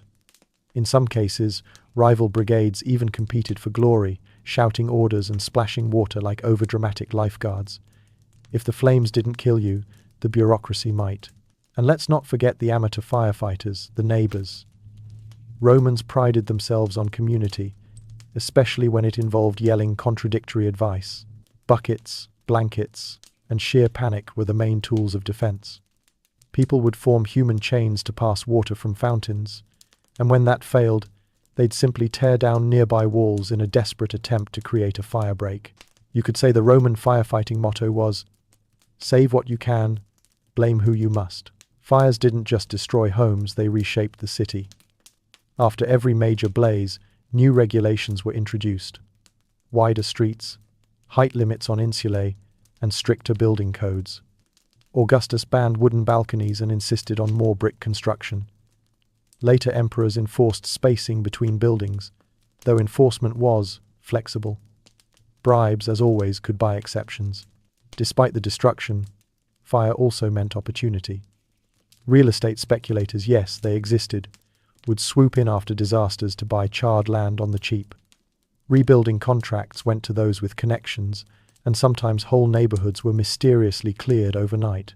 It's said that one senator even hired arsonists to renovate a street that blocked his view of the river. Rome's skyline was built on ambition, and occasionally, ashes. And yet, fire had its own strange beauty. At night, the flicker of thousands of lamps and torches made the city glow like a sea of embers. From a distance, it looked almost peaceful, a golden city under the stars. Up close, it was terrifying, but it also reminded the Romans of something profound, that everything, no matter how grand, could vanish in a breath of heat and smoke. So as dawn breaks over the scorched remains of yet another street, the city exhales. Neighbors rebuild, merchants sweep ash from their doorways, and someone inevitably lights another lamp because life goes on, even when it smells faintly of burnt hope. Tonight, as you drift off, imagine that glow, the soft orange shimmer of torches dancing against stone, the hum of voices, the fragile calm that comes after chaos. Rome survived countless fires, not because it was indestructible, but because its people were. They rebuilt, over and over again, proving that even a city of smoke can rise from its own ashes. One clay brick, one stubborn heartbeat at a time. Clean water was for washing. Wine, mixed with water, was safer for drinking. Romans diluted everything, even their sobriety. You wake up thirsty in the heart of ancient Rome. The sun is already climbing, the city hums with the sound of carts, gossip, and the faint trickle of fountains, water everywhere, glimmering in marble basins. But here's the twist. You don't drink it. Not unless you're either desperate or a barbarian. For the Romans, water was for bathing, cleaning, and bragging about your aqueducts, not for casual sipping. When it came to drinking, one liquid ruled them all: wine. Now, don't picture fancy vintage bottles and vineyards with sommelier-approved notes of plum and oak. This was the ancient world. Wine came in clay jars, smelled faintly like vinegar, and occasionally contained surprises. Seeds, twigs, insects.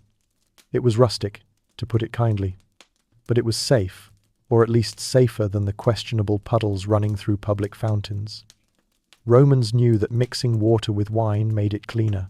What they didn't know was that they were basically inventing the world's first public health policy, one cup at a time. The average Roman drank wine the way modern people drink coffee, constantly, ritualistically, and with varying degrees of competence. But here's the catch. They almost never drank it straight.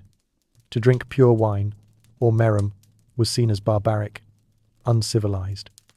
The kind of thing Gauls or poets might do when they'd given up on life. The ideal mix was about 3 parts water to 1 part wine, though. If you were rich, the water was mountain fresh and clear. If you were poor, it came from whatever didn't smell too alarming that day. At dinner parties, the host's reputation depended on how he diluted the wine. Too weak, and guests would complain. Too strong, and someone would fall face first into the vomitorium before dessert. The solution?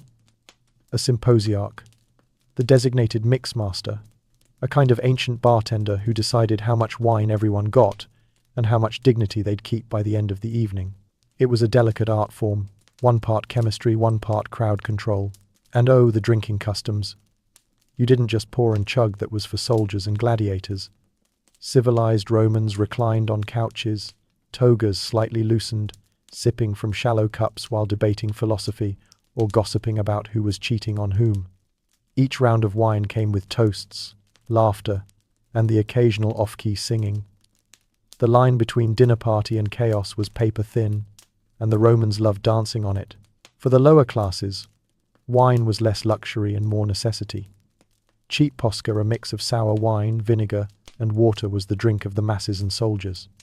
It was acidic, refreshing, and probably tasted like salad dressing gone rogue. But it kept them hydrated and prevented waterborne diseases, so nobody complained too loudly. The legions swore by it. Generals drank it on campaign. The empire may have been built on blood and conquest, but it was maintained on vinegar water. Meanwhile, the elite went all out. They imported exotic wines from Greece, Gaul, and even Spain, storing them in amphorae stamped with the vintage and vineyard. Some aged their wines with herbs, honey, or even seawater for flavor. Yes, seawater. It was apparently the ancient version of notes of complexity. Banquets became liquid performances. The more elaborate the wine, the more cultured you appeared. But the Romans didn't stop at just drinking wine. They made it part of their daily lives. They bathed in it, offered it to the gods, and even used it as medicine. Roman doctors prescribed watered wine for everything from fever to snakebite. The cure probably worked because you forgot what you were sick from halfway through the cup. Even slaves and children drank watered-down wine. It wasn't considered scandalous, it was expected. Wine was civilization in liquid form, the mark of Roman identity. To refuse it was to reject Rome itself. In fact, when foreign visitors insisted on drinking plain water, Romans looked at them the way modern people look at someone who proudly eats raw chicken with confusion and pity. But the irony was this. For all their engineering genius, Romans never truly trusted their own water. They built aqueducts that carried pristine mountain springs across miles of countryside, through stone channels, into cisterns and fountains, and then refused to drink it. Why? Because they didn't quite grasp that water could look clean but still make you violently ill. Parasites, runoff, lead pipes, the city's plumbing was impressive, but also mildly homicidal. So instead, they blessed the wine, mixed it, and called it civilization. Picture it, a bustling tavern at dusk. The air smells of garlic, smoke, and fermented grapes. Patrons laugh, cups clink, someone's already passed out in the corner. The barkeep ladles wine from a massive clay jar, mixes it with a splash of questionable water, and hands it to you with a grin. You drink it sour, gritty, and somehow perfect. Around you, the chatter of Rome hums on. Poets arguing about love, merchants boasting about profits, a drunk legionary swearing he'll never drink again. He will. As the night winds down, the streets shimmer under the lamplight. You pass fountains that still pour clean water into marble basins, water you wouldn't dare drink. Somewhere, a man hiccups while quoting Cicero. Civilization at its finest. So tonight, as you sip your filtered water or overpriced wine, take a moment to thank the Romans. They may have conquered half the known world, but their greatest achievement was learning how to stay hydrated by never drinking water at all. From blacksmiths clanging to street hawkers shouting, "Fresh dormouse!" Roman cities were never quiet. It was the ancient version of living above a nightclub all the time. You wake up at dawn, not because you want to, but because Rome won't let you sleep. The city has already started screaming. Somewhere nearby, a rooster is announcing the sunrise like he's on his third espresso. A cart creaks down the narrow street, its wheels groaning against the cobblestones. The blacksmith next door is already pounding metal like he's auditioning for a percussion band, and the bread seller is shouting prices loud enough to wake the dead. Peace and quiet? Those are for barbarians. Rome wasn't just the center of an empire. It was a full-time sensory experience. The air hummed with noise. The streets pulsed with life. Every sound told a story. The hammering of builders meant new construction. The splash of water and gossip from the public fountains meant another busy day. The cries of merchants, olives, fresh figs, best wine this side of the Tiber, were the city's playlist, set to the rhythm of survival. And the smells? They joined the noise in perfect harmony. The metallic tang of iron mixed with the scent of frying onions, baking bread, and occasionally something uncomfortably unidentifiable. The drains burped, the taverns reeked of spilt wine, and somewhere in the background, a fishmonger argued with a customer about whether his catch was still technically alive. Spoiler, it wasn't. The marketplace was the epicenter of the chaos, a glorious orchestra of human sound. You could stand there for 5 minutes and hear 100 conversations overlapping. Arguments over prices, soldiers bragging about battles, street performers shouting jokes, children shrieking as they chased stray dogs. A donkey brays. Someone drops a jar. Someone else swears loudly in Latin. The whole thing sounds like civilization itself having a nervous breakdown, but somehow it worked. Even at home, quiet was rare. Apartment walls were paper thin, or rather clay thin, and you could hear everything. Neighbors arguing, babies crying, the rhythmic squeak of an upstairs bed that you really wish you couldn't hear. Some historians believe ancient Romans were more tolerant of noise simply because they had no choice. You couldn't escape it. Sound was the city's heartbeat, constant, chaotic, and occasionally obnoxious. Street vendors were the loudest offenders. Rome was full of them, shouting about everything from wine to pottery to questionable miracle cures. There were sausage sellers yelling from dawn till dusk, water carriers hollering, "Aqua, fresh aqua," even though everyone knew it came from the same fountain. And then, of course, there were the snack vendors selling hot chickpeas and pastries, the ancient equivalent of the food truck guy who parks outside your window at 2 a.m. Even the animals contributed. Horses clopped, dogs barked, chickens squawked, and the occasional escaped goat made a dramatic cameo. If you lived near the Forum or the Circus Maximus, you also had to deal with trumpets blaring before public games, crowd roars echoing across the valley, and street musicians who firmly believed they were destined for greatness, despite evidence to the contrary. And let's not forget politics. The Forum was the Roman version of cable news, but louder. Senators gave speeches, orators debated laws, and crowds cheered or booed depending on who promised the better bread rations. Public announcements were shouted by heralds, who marched through the streets reading proclamations in their best town crier voice. You could try to nap through it, but even your dreams would eventually start yelling.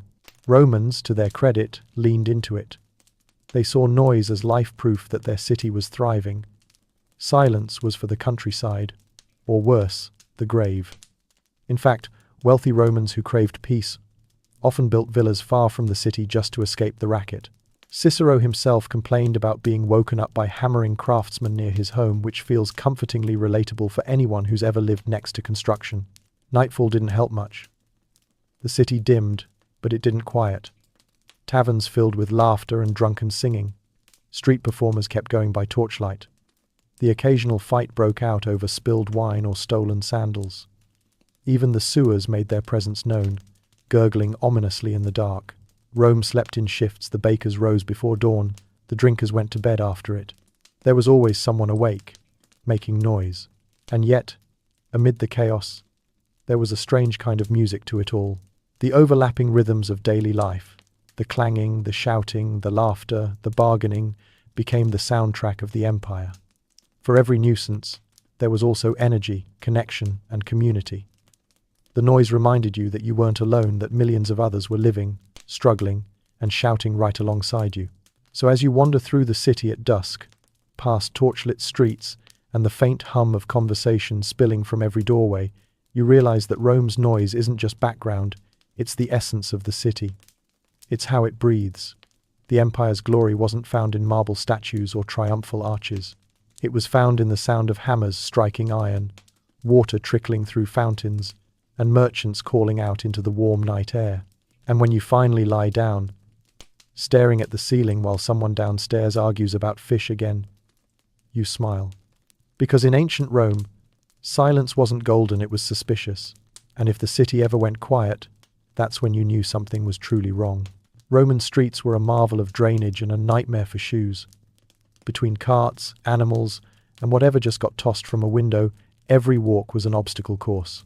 You step outside your insula just as the city begins to stir, and instantly regret it. The street greets you with a smell that could politely be described as complex. It's a potent cocktail of manure, olive oil, damp stone, and whatever your upstairs neighbor decided to empty out his window that morning.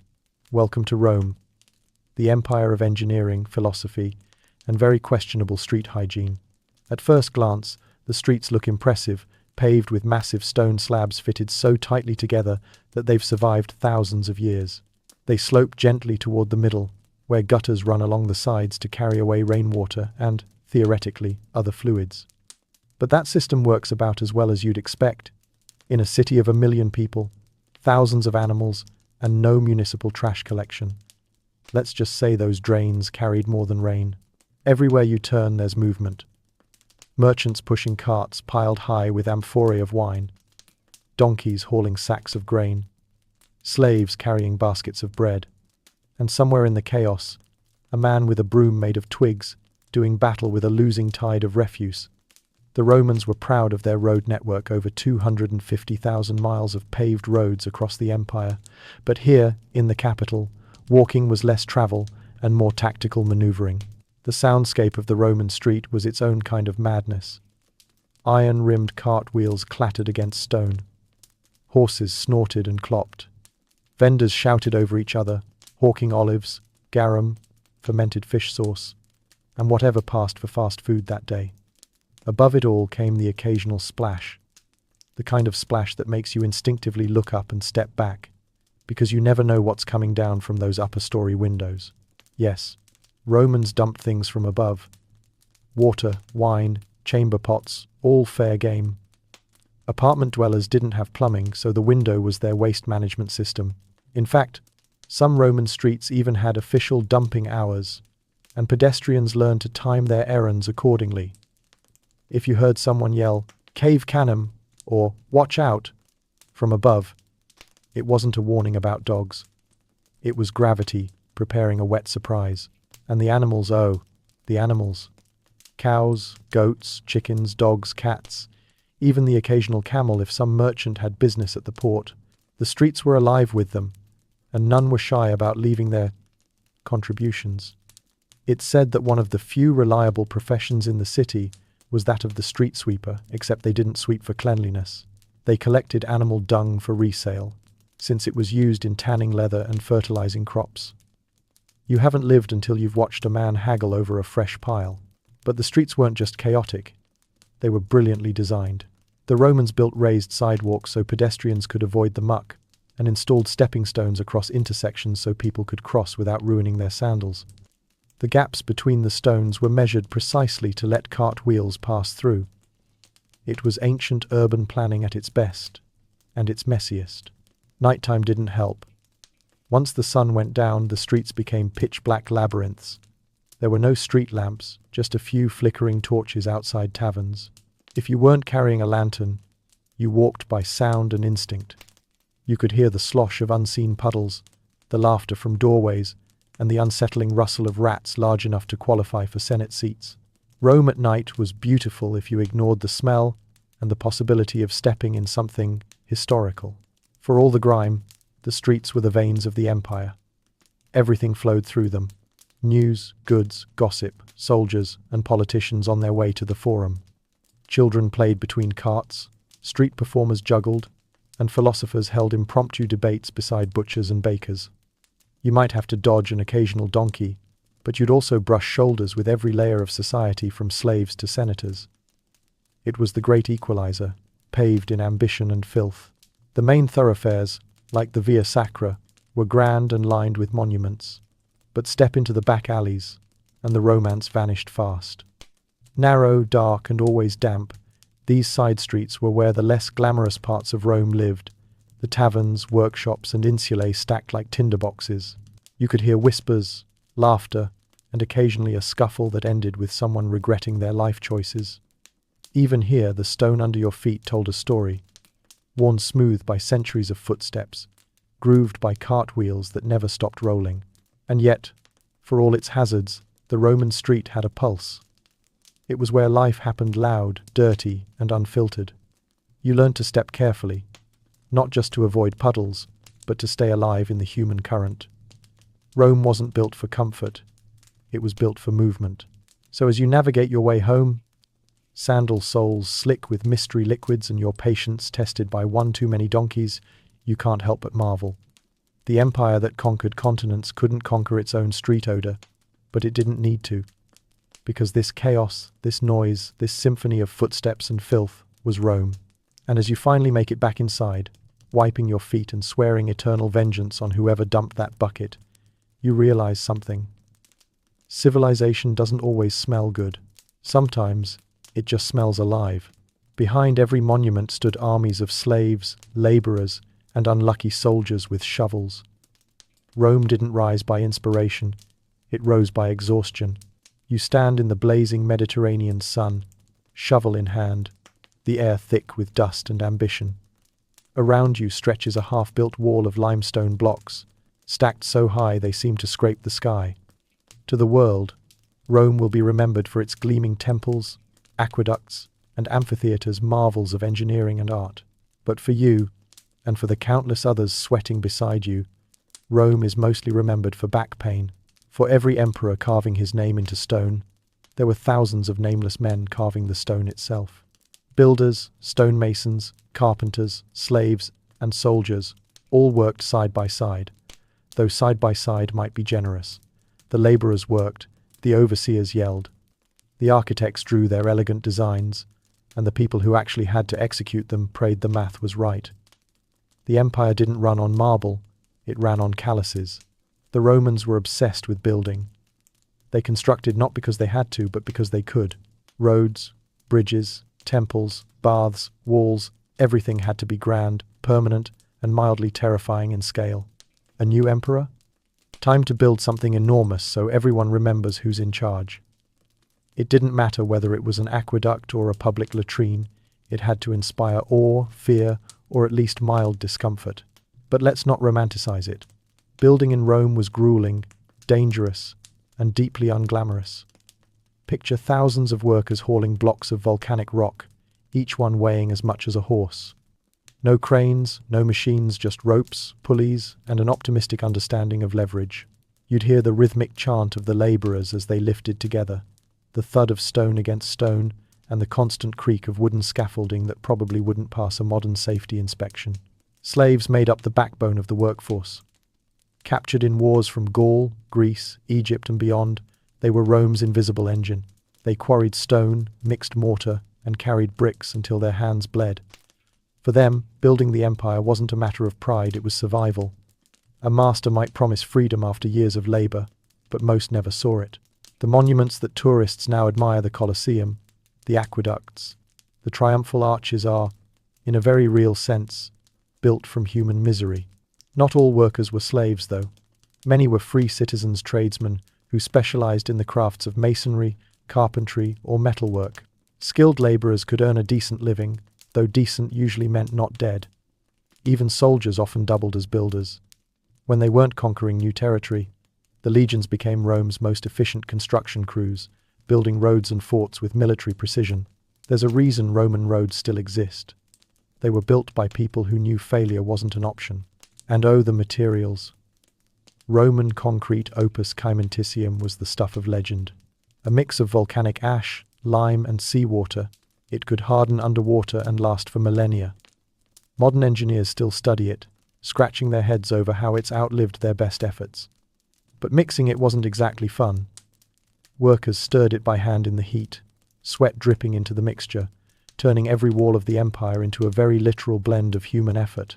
The workday started at sunrise and ended when you couldn't see your fingers. Food was basic bread, olives, maybe some lentil stew if you were lucky. The sound of chisels filled the air from dawn to dusk, each strike shaping history one exhausting blow at a time. Mistakes were costly.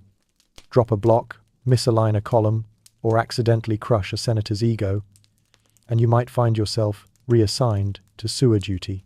The construction sites were chaotic, noisy, and full of hazards. Falling debris, collapsing scaffolds, and even heat stroke were common. There were no helmets, No gloves, just determination, and a lot of yelling. Overseers walked around with whips, partly to keep morale up, mostly to make sure no one slacked off. And yet, despite the misery, there was pride in the work. When a new bathhouse opened or a bridge stood firm across a river, the builders knew, even if no one would remember their names, that they had built something that might outlast them. And indeed it did. The Roman motto might as well have been, "Build like you mean it." Roads stretched from Britain to Syria. Aqueducts carried water across mountains. The Colosseum rose in a matter of years, a feat so massive modern builders still marvel at it. Every block, every arch, every vaulted ceiling was a testament to human endurance and the unrelenting Roman belief that grandeur justified exhaustion. At the end of the day, you toss down your tools and look up. The setting sun casts a golden glow over the half-finished structure, the stone still warm beneath your hands. Around you, men slump to the ground, too tired to speak. Dust clings to your skin, and your clothes smell of lime and sweat. You know tomorrow will be the same endless labor, aching muscles, barking orders. But for now, you feel something like pride, because for all the emperors who claimed to build Rome, it wasn't their vision or their ambition that made it real. It was you, and the millions like you whose hands carved history out of rock and sweat. Rome didn't rise in a day. It rose on the backs of those who had no choice but to lift it. And somehow, miraculously, they built forever. For the wealthy, life meant marble floors, mosaics, and gardens that doubled as ego statements. The villa was where comfort met excess, and servants handled the consequences. You step through the heavy wooden doors of a Roman villa, and immediately, the air changes. Outside, the streets of Rome are chaos. All shouting vendors, clattering carts, and the unmistakable perfume of donkey. But in here, the noise fades into a serene hush. Cool air drifts through marble halls. The scent of fresh laurel and olive oil mingles with that faint, satisfying smell of money. You've entered the Roman elite's version of paradise, part home, part art gallery, and part bragging contest. A Roman villa wasn't just a house. It was a statement. Every inch of it was designed to remind visitors how important, cultured, and absurdly rich the owner was. The floors glittered with mosaics, tiny tiles arranged into intricate scenes of gods, myths, or hunting expeditions that probably never happened. The walls glowed with painted frescoes, sometimes depicting the family's ancestors, sometimes random Greek heroes they wished they were related to. Every room whispered the same message. Look upon my wealth, ye plebeians, and despair. The villa's layout reflected the Roman obsession with order and control.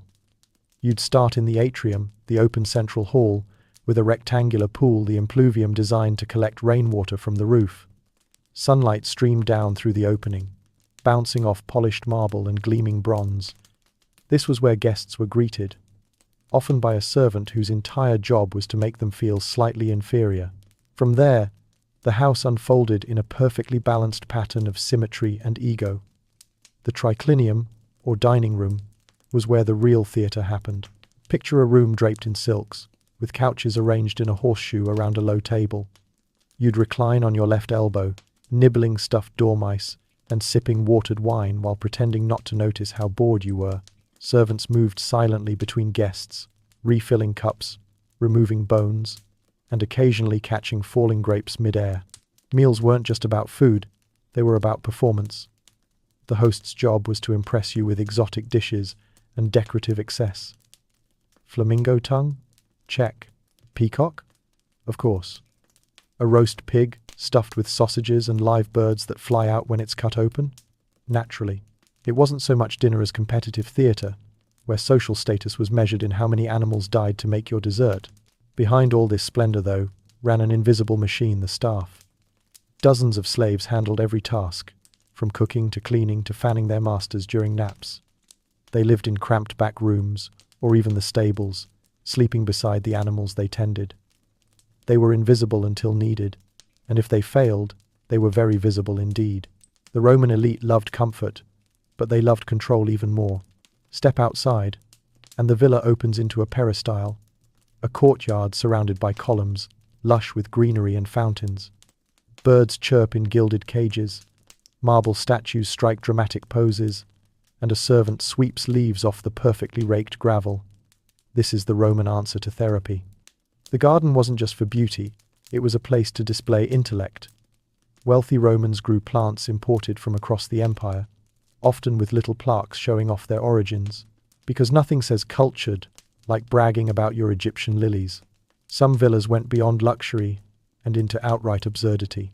The Emperor Nero famously built the Domus Aurea, the Golden House, complete with rotating dining rooms, walls inlaid with jewels, and ceilings that rained perfume. It was so extravagant that the people of Rome were pretty sure he'd lost his mind. To be fair, he had. But Nero's house wasn't an anomaly. It was just an extreme version of a very Roman dream. To live like a god, preferably one with impeccable taste and no self-awareness. Even in the countryside, the wealthy built grand estates overlooking vineyards and olive groves. These villas were less about showing off and more about pretending to be humble, rustic retreats, where senators escaped city life to philosophize about nature while their slaves managed their farms. Picture them lounging beneath a vine-covered pergola, saying things like, "Ah yes, simple living," while being served figs on silver plates. But even paradise had its problems. Plumbing, while advanced for the time, was unpredictable. One blocked pipe could turn a marble bathroom into a very expensive puddle. Heating came from hypocausts, furnaces, beneath the floors that made winter bearable, but occasionally filled rooms with smoke. And privacy? Forget it. With servants constantly scurrying around, your business was everyone's business. At night, lamps flickered through the corridors, casting warm light on painted gods and mosaics. Music drifted from a lyre in the corner. The master reclined on his couch, sipping honeyed wine, contemplating philosophy, or perhaps just how impressive his new statue looked by torchlight. Outside, the city never slept. But inside the villa, time seemed to stand still, cushioned, perfumed, and absurdly comfortable. Still, you can't help but notice something hollow beneath the splendor. The silence feels heavy, the laughter rehearsed. These marble halls, for all their beauty, are built on labor, fear, and performance. The villa is Rome, in miniature, elegant, efficient, and quietly ruthless. So as you leave, stepping back into the noise of the streets, the villa's doors close behind you with a soft thud. You glance back at its high walls, its gleaming marble, its manicured perfection, and realize that comfort in Rome wasn't just about luxury. It was about illusion, the illusion that the world, for those inside, would never crumble. Spoiler, it did. But for one fleeting sunlit afternoon, Rome's rich lived as gods in marble temples of their own making and believed, quite sincerely, that eternity had central heating. After sundown, the city changed. Lamps flickered, thieves prowled, and philosophers argued until dawn. If you wanted nightlife, ancient Rome delivered with pickpockets. As the sun dips below the horizon, the marble and noise of the day melt into something else, something stranger, softer, and a little bit dangerous. The heat fades, the shadows stretch, and Rome exhales. The smell of smoke, perfume, and leftover stew drifts through the narrow streets. By day, the Forum is the empire's nerve center, senators in togas debating taxes, merchants shouting prices, priests waving incense. But by night, it becomes a different kind of stage one, where dignity takes a nap and mischief wakes up. The flicker of oil lamps lines the walkways, their light trembling over stone columns and statues. Somewhere, a lyre plays softly, maybe for coins, maybe just for the romance of it.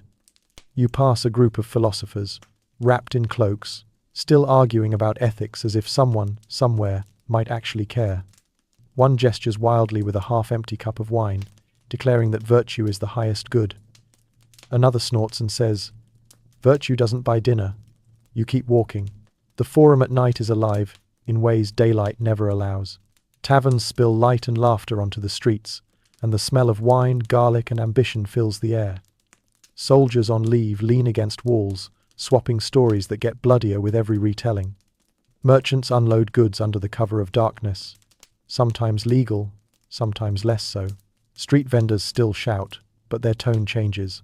Now they sell roasted nuts, mulled wine, and other midnight temptations. And then there are the performers.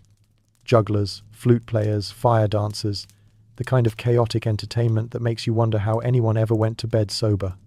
Crowds gather, coins clink, and applause echoes off the marble.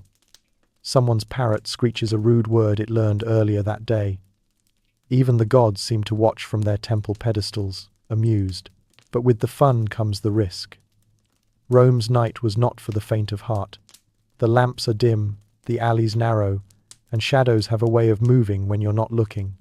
Thieves prowl the streets in twos or threes, hands quick and polite at least until they aren't. Lose track of your coin purse, and it'll vanish faster than a senator's moral compass. The vigiles, Rome's night watchmen, patrol with torches and clubs, but they're as likely to demand a bribe as to offer protection. The bravest or perhaps most foolish venture toward the Subura, the city's infamous nightlife district. There, the noise never stops. Tavern doors swing open and shut in endless rhythm, laughter mixing with shouts and the occasional crash of pottery. Prostitutes call from windows, gamblers roll dice by torchlight, and someone is always singing loudly, badly, and with complete conviction. It's wild, filthy, and utterly alive. You could lose a coin, a shoe, or your dignity here, but you'll never lose your sense of adventure. Still, not all the night belongs to chaos. In quieter corners, poets and dreamers gather under porticos to talk about love, politics, and why the stars look brighter after a little too much wine. Lovers stroll hand in hand past silent temples, whispering secrets in the dark. The marble columns glow pale in the moonlight, and the sound of distant laughter fades into the rhythm of your footsteps. For a moment, even the empire seems to rest. But Rome never truly sleeps. The bakeries are already firing up their ovens, the smell of bread curling through the cool air. A water carrier trudges past, humming softly, his jug sloshing with the city's lifeblood. Farther off, you hear the faint clang of a blacksmith's hammer. Some jobs, it seems, ignore the calendar and the clock, and above it all, the temples stand watch, their statues catching the moonlight like silent guardians of everything and nothing. Every Roman who walks these streets after dark knows the same feeling, that peculiar mix of danger and wonder. One minute you're laughing with friends over cheap wine, the next you're clutching your purse because someone brushed too close. Yet, for all its risks, the night holds its own kind of freedom. The city that ruled the world becomes, for a few hours, just a collection of stories whispered, sung, shouted into the dark. Eventually, the noise softens. The taverns grow quiet. The thieves vanish back into the shadows. The last philosopher finally admits defeat and shuffles home. The lamps burn low, their oil nearly gone. A pale blue light creeps across the rooftops' dawn. Rome will wake again soon, put on its marble mask, and resume pretending to be civilized. But for now, in these few fleeting moments before sunrise, the city feels honest. You can still hear the echoes of laughter and the shuffle of sandals on stone. The empire, briefly, is just a city restless, human, alive. So as you close your eyes and drift towards sleep, imagine those ancient streets glowing gold in the half-light, filled with laughter, danger, and possibility. Because if you ever find yourself wandering through Rome after dark, you'll realize something the emperors never did, that the city's true power wasn't in its laws or legions, but in its heartbeat. And at night, that heartbeat was loud enough to wake the gods. Rome smelled like everything it contained: perfume, incense, roasting meat, and human waste. A fragrance best described as authentic history. Step into ancient Rome, and before you even see the city, you smell it. The air hits you like a warm, invisible handshake, and not the polite kind. It's a dizzying blend of perfume from wealthy matrons, sweat from overworked laborers, incense from temples, and, let's just say, the natural consequences of 1 million people living without deodorant or modern plumbing. You don't breathe in Rome so much as you negotiate with it. Let's start with the good news. There were pleasant smells. Bakers filled the air with the comforting scent of fresh bread every morning. Olive oil wafted from kitchens and market stalls, mingling with the smoke of roasting meat and sizzling fish. Temples burned myrrh and frankincense until the streets smelled faintly like a divine spa. If you passed a perfume merchant, the air might suddenly bloom with the sweet, heady scent of roses or cinnamon imported from the east. For one fleeting moment you might think, Ah, civilization smells lovely. And then you'd turn a corner, because beneath the perfume and pastries lay the city's other notes. The ones history books rarely mention, but everyone's nose remembers. Picture this: open sewers running through the streets, animal droppings everywhere, and chamber pots emptied from second-story windows without warning. The gutters overflowed with water, wine, and whatever else people couldn't find a better place to pour. Rome was proud of its drains, but drained doesn't mean clean. If you ever wondered what civilization smells like mid-invention, it's somewhere between ambition and compost. The Tiber River, too, contributed generously to the city's bouquet. It carried away waste, runoff, and occasionally entire livestock. On hot days, the scent was enough to make even the gods hold their noses. Fishmongers added to the chorus, displaying their catch of the day under the Mediterranean sun, and if you arrived late, the smell alone could tell you exactly how long that fish had been waiting for you. And then there were the humans, thousands of them packed into apartments that lacked ventilation, bathrooms, or, frankly, mercy. The rich bathed daily in scented oils, but the poor made do with whatever water they could find, if any at all. Laundry was washed using urine, yes. Actual human urine collected in public jars known as fulonicae. You'd walk past a laundry workshop and hear the sound of workers stomping on wet clothes in tubs, the ammonia rising like a slap to the face. Rome's version of freshly cleaned came with an asterisk. Markets added their own symphony of smells. Fruit ripening under the sun, meat hanging on hooks in various states of commitment, spices from distant lands blending into a heady fog of clove and decay. In the forum, vendors roasted nuts, baked bread, and grilled meat while just a few stalls away. A butcher cleaned his knives in the same basin used to wash vegetables. The aroma was educational. Even the baths, Rome's pride and joy, weren't immune. They smelled of soap, sweat, and the faint tang of lead pipes. The air was thick with steam and gossip. And while the elite soaked in scented oils, the sheer volume of people meant things got steamy in more ways than one. Perfume and perspiration waged an eternal war, and nobody really won. Temples smelled of incense, animal sacrifice, and, depending on the day, divine enthusiasm.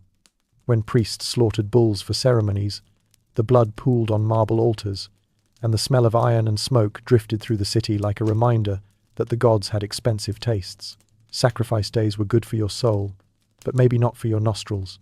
Even inside the grand villas, the air wasn't always pure. Oil lamps filled rooms with soot, kitchens reeked of smoke and garlic, and the occasional dead rodent in the walls added a surprise note to the atmosphere. The wealthy disguised odors with garlands of flowers, bowls of potpourri, and an aggressive use of perfumes.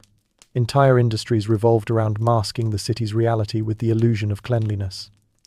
Rome smelled rich, but also, unavoidably, real. And then, of course, there was garum.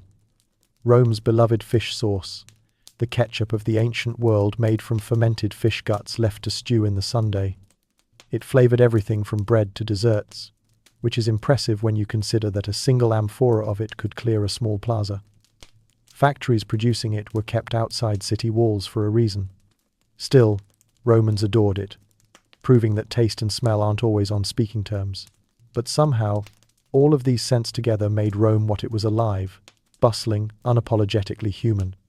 Each odor told a story of labor and luxury, worship and waste, life and decay existing side by side. You couldn't separate the sweetness from the stench, because both were part of the same empire. As the sun sets, the air cools, and the city exhales. Smoke curls from kitchens, incense burns at the temple steps, and the river murmurs quietly under the moonlight. For a moment, the smells blend into something almost pleasant, a smoky, spicy reminder that Rome, for all its grandeur, was still just a city full of people trying to live, eat, and occasionally not pass out. So tonight, as you drift off to sleep, breathe in the comfort of your clean sheets and fresh air, because if you'd lived in Rome, your nose would have had stories to tell, stories that smelled like empire, ambition, and a city that refused, gloriously and fragrantly, to ever stop being alive.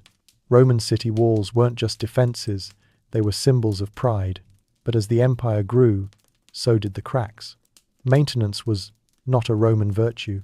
When you first approach a Roman city, The walls are the first thing you see, towering, solid, and absolutely screaming, "We are better than you." They stood like stone billboards announcing civilization. Inside was order, law, and public baths. Outside was chaos, goats, and people who didn't understand aqueducts.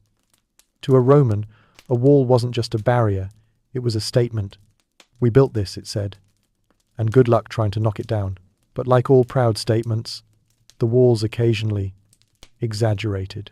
Sure, they looked invincible from a distance, but up close you'd notice cracks, missing stones, and maybe a vine or two that had decided to move in rent-free. Rome's empire stretched so far and so fast that upkeep became an afterthought. When you control half the known world, patching your city walls starts to feel like fixing a fence when you own the entire countryside. Still, when they were first built, the walls were masterpieces. Take the Servian Wall, for instance, one of the earliest, dating back to the 4th century BCE. Made from volcanic tough stone, it wrapped around the early city like a granite hug. It was 10 meters high, 3 meters thick, and a physical manifestation of "do not mess with us." The Romans built it after a traumatic sack of the city by the Gauls, when they realized that maybe trusting in the gods wasn't quite as effective as trusting in masonry. Fast forward a few centuries, and those once proud defenses had become background scenery for street vendors and stray dogs. The Aurelian walls, built in the 3rd century CE when the empire started to get nervous again, were an architectural flex nearly 20 kilometers long, studded with towers, and thick enough to make even invading barbarians think twice. But even those eventually needed repairs. Spoiler, they didn't always get them. The problem was that Romans loved building new things more than maintaining old ones. It wasn't glamorous to repair cracks or clear vegetation when you could commission another triumphal arch or bath complex instead. So, as centuries passed, the walls slowly went from symbols of power to historical curiosities.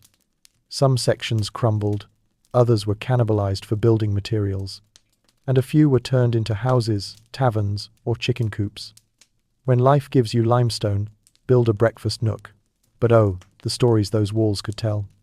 They'd seen it all: processions of victorious legions, mobs rioting over grain prices, lovers sneaking past guards, emperors returning from wars. Inscriptions and graffiti etched into the stones recorded everything from official decrees to "Lucius was here." If you leaned close enough, you could almost hear the echoes: soldiers shouting orders, merchants haggling at the gates, children playing in the dust while watchmen dozed on duty. During peaceful times, the walls were more ornament than obstacle. Gatehouses bustled with traders, travelers, and the occasional spy pretending to be a spice merchant. The gates themselves were works of art, framed by arches and carved with scenes of gods or victories. Guards checked cargo, collected tolls, and occasionally confiscated goods for the emperor, meaning for their own dinner tables. But when trouble came, and in Rome, it always did eventually, those same walls became the city's lifeline. Citizens would rush behind them, sealing the gates as invading armies gathered on the horizon. You could almost feel the city hold its breath, the stones themselves groaning under the weight of fear. Archers lined the parapets, cauldrons of oil were heated, and prayers were muttered to Mars and Fortuna, just in case the masonry wasn't enough. Sometimes the walls held, sometimes they didn't. When enemies broke through, the fall was both literal and symbolic. The walls of one city after another, from Britain to North Africa, told the same story. Great pride, slow decay, sudden collapse. Rome itself lasted longer than most, but even its defenses couldn't hold forever. By the late empire, chunks of wall were missing. Towers leaned like lazy soldiers, and gates that once opened for emperors now creaked for foreign kings. And yet, even in ruin, they commanded awe. Travelers centuries later still marveled at the size, the craftsmanship, the sheer audacity of it all. Some walls were repurposed into fortresses by medieval lords. Others became picturesque backdrops for vineyards. A few sections of the Aurelian walls still stand today, defying time, earthquakes, and city planners. A stubborn reminder that Rome's idea of temporary often outlasts most civilizations. Imagine standing there at sunset, running your hand along the ancient stone, feeling the cool surface that once braced the empire's beating heart. The mortar between the blocks might have crumbled, but the ambition is still there. Solid, arrogant, eternal. These walls weren't just built to keep danger out. They were built to remind everyone, including the people inside, that Rome was supposed to last forever. Of course, forever is a long time. Cracks grow, stones shift, ivy creeps in, and history does what history always does. It moves on. But if you listen closely, you might still hear the faint hum of the city they protected. The clash of swords, the laughter of markets, the whispers of ambition. Because while the walls may have fallen, the idea of Rome never really did. So next time you see an old wall, spare a thought for the Romans. They built their pride in stone, then forgot to fix it.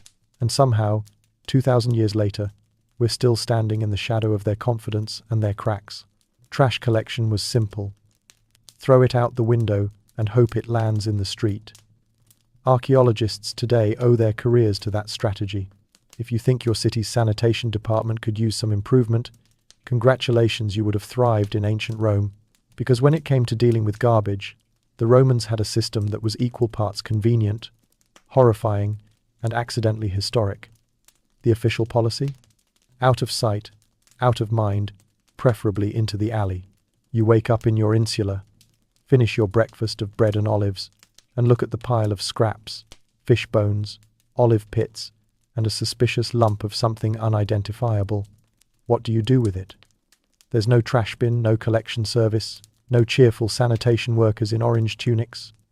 You simply open your window, glance down, and toss. Maybe you shout "heads up" first, but probably not. Down below, the streets are already ankle deep in the combined efforts of everyone else's morning routine. The streets of Rome weren't just places for carts and crowds, they were also the city's unofficial landfill. Anything and everything got tossed out. Broken pottery, spoiled food, ashes from hearths, and the occasional dead animal. People dumped waste into the gutters, where it mixed with rainwater and flowed toward the sewers in theory. In practice, it just sat there until someone with a shovel and low self-esteem came along to clear it. Archaeologists adore this chaos. Every time they dig through ancient streets, they find layers of discarded history, pottery shards, bones, jewelry, toys, even graffiti. Each pile of ancient trash tells a story.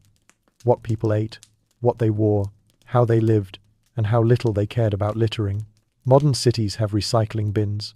Rome had sedimentary archaeology in progress. But it wasn't all neglect.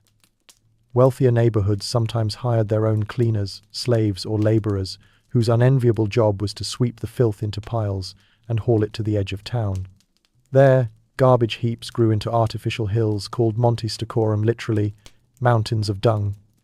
Imagine a landfill made entirely of ancient leftovers, old sandals, and, well, let's just say the less glamorous parts of city life. Some of these piles got so large they became landmarks. One of them, Monte Testaccio, still exists today, a hill made entirely of broken olive oil amphorae. 2,000 years later, it's the world's most impressive recycling project. The city did have sewers, most famously the Cloaca Maxima, a massive underground drainage system that carried wastewater to the Tiber. It was an engineering marvel, centuries ahead of its time, and some parts of it still function today. But it wasn't designed to handle everything Rome could throw at it. Literally. Toss too much garbage down a drain, and you'd block the flow, which, in turn, caused flooding, disease, and rats the size of loaves of bread. The Romans had infrastructure, yes, but no understanding of maybe don't shove bones down the plumbing. Animals played their part in waste management too. Pigs, dogs, and stray goats roamed the streets, happily feasting on whatever humans threw away. They were the city's unofficial sanitation crew, nature's recycling program. The downside? Imagine walking home at night and nearly tripping over a pig, elbow deep in discarded stew. Rome didn't need horror stories. It had alleys. And of course, not everything stayed in the streets. Some people, particularly the poor, used trash to reinforce their homes. Layers of debris were packed into walls or used to raise floors after floods. Archaeologists often find ancient apartments built directly atop older, compacted garbage layers. The ancient motto might as well have been, "Why waste good waste?" Then there were the public dumps, vast open spaces outside the city, where waste was dumped in heaps that stretched for acres. The smell alone could probably end wars. Burning trash was common too, especially to get rid of organic matter. The resulting haze gave Rome its own version of smog, a mixture of wood smoke, sewage fumes, and optimism. The elite complained about the urban miasma, but did little to change it, preferring to build another bathhouse instead.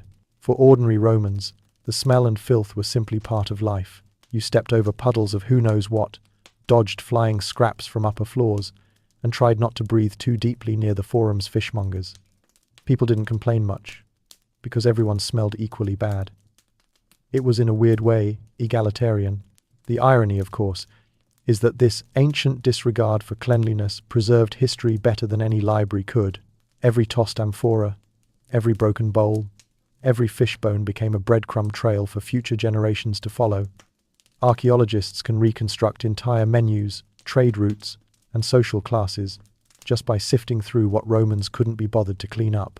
So the next time you take out the trash, think of the ancient Romans flinging theirs into the street, blissfully unaware that they were creating an accidental time capsule. For them, garbage was a nuisance. For us, it's treasure.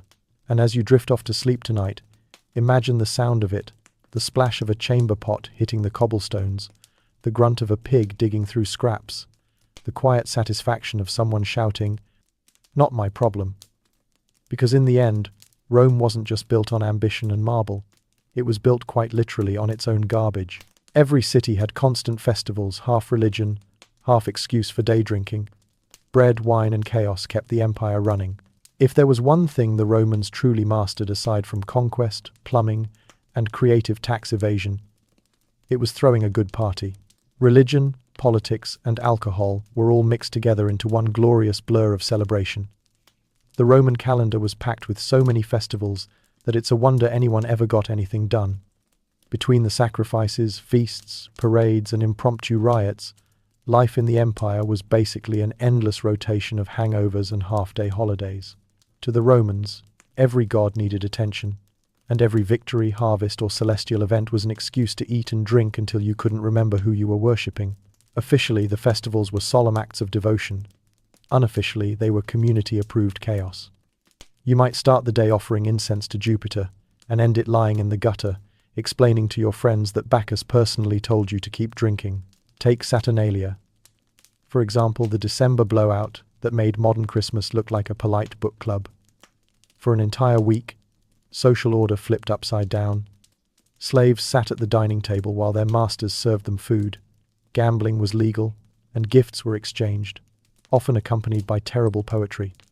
People wore bright caps called pile, shouted, "Io Saturnalia," in the streets, and generally behaved like the empire didn't have rent due next week.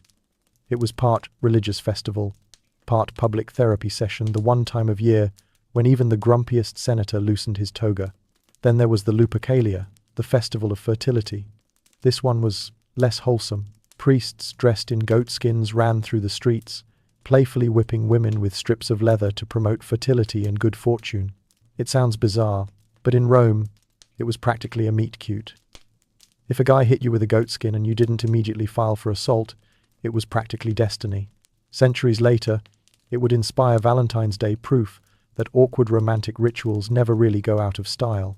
Other festivals were more family-friendly, or at least tried to be. During Floralia, the festival of flowers, Romans celebrated spring with games, performances, and enough drinking to make the flowers spin. Consualia honored the god of grain storage with chariot races and communal feasts, while Venalia, as the name suggests, celebrated wine. Not surprisingly, attendance for that one was excellent. Even funerals could turn into feasts, because nothing said mourning like a 12-course meal. The heart of these celebrations was always food and drink. Tables groaned under roasted meats, olives, honeyed cakes, and mountains of bread. Wine flowed endlessly, often watered down just enough to pretend you weren't drunk. The Romans believed moderation was a virtue, but they also believed the gods appreciated enthusiasm. When in doubt, you poured another cup for Jupiter. Public spaces turned into carnivals. Musicians played lutes and flutes. Actors performed bawdy comedies, and street vendors sold snacks to the roaring crowds. There were dice games, dancing, and the occasional fistfight over who got the last fig tart. Temples were draped in garlands, and statues of gods wore fresh flowers because nothing says divine power like being accessorized. But festivals weren't just about fun. They were social glue. They kept the population entertained, distracted, and fed, which in Roman politics was practically policy. The phrase panem et circenses, bread and circuses, summed up the empire's approach perfectly. Give the people food and entertainment, and they won't ask too many questions about taxes, wars, or why the aqueduct smells funny. Of course, not everyone approved. Stoic philosophers frowned at the excess, muttering that true virtue required restraint. Moralists complained that Rome had lost its discipline. And yet, they never seemed to skip the banquets. Even Seneca, the philosopher who wrote essays about moderation, owned a villa with its own wine cellar. Hypocrisy, after all, was also a Roman tradition. For the poor, festivals were a welcome escape from daily struggle.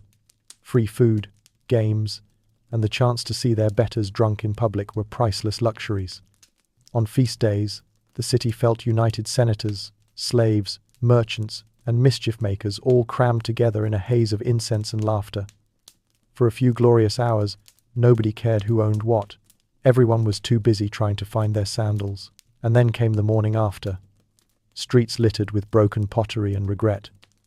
Bakers firing up ovens to feed the bleary-eyed masses. Philosophers pretending they didn't drink much. Somewhere, a priest swept up the remains of last night's offerings and wondered if the gods could smell the hangovers. Rome woke up slowly, like a giant nursing a headache.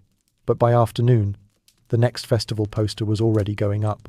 Another god to honor, another excuse to dance, drink, and declare that life, however messy, smelly, and absurd, was still worth celebrating. Because for the Romans, joy wasn't a luxury. It was a civic duty.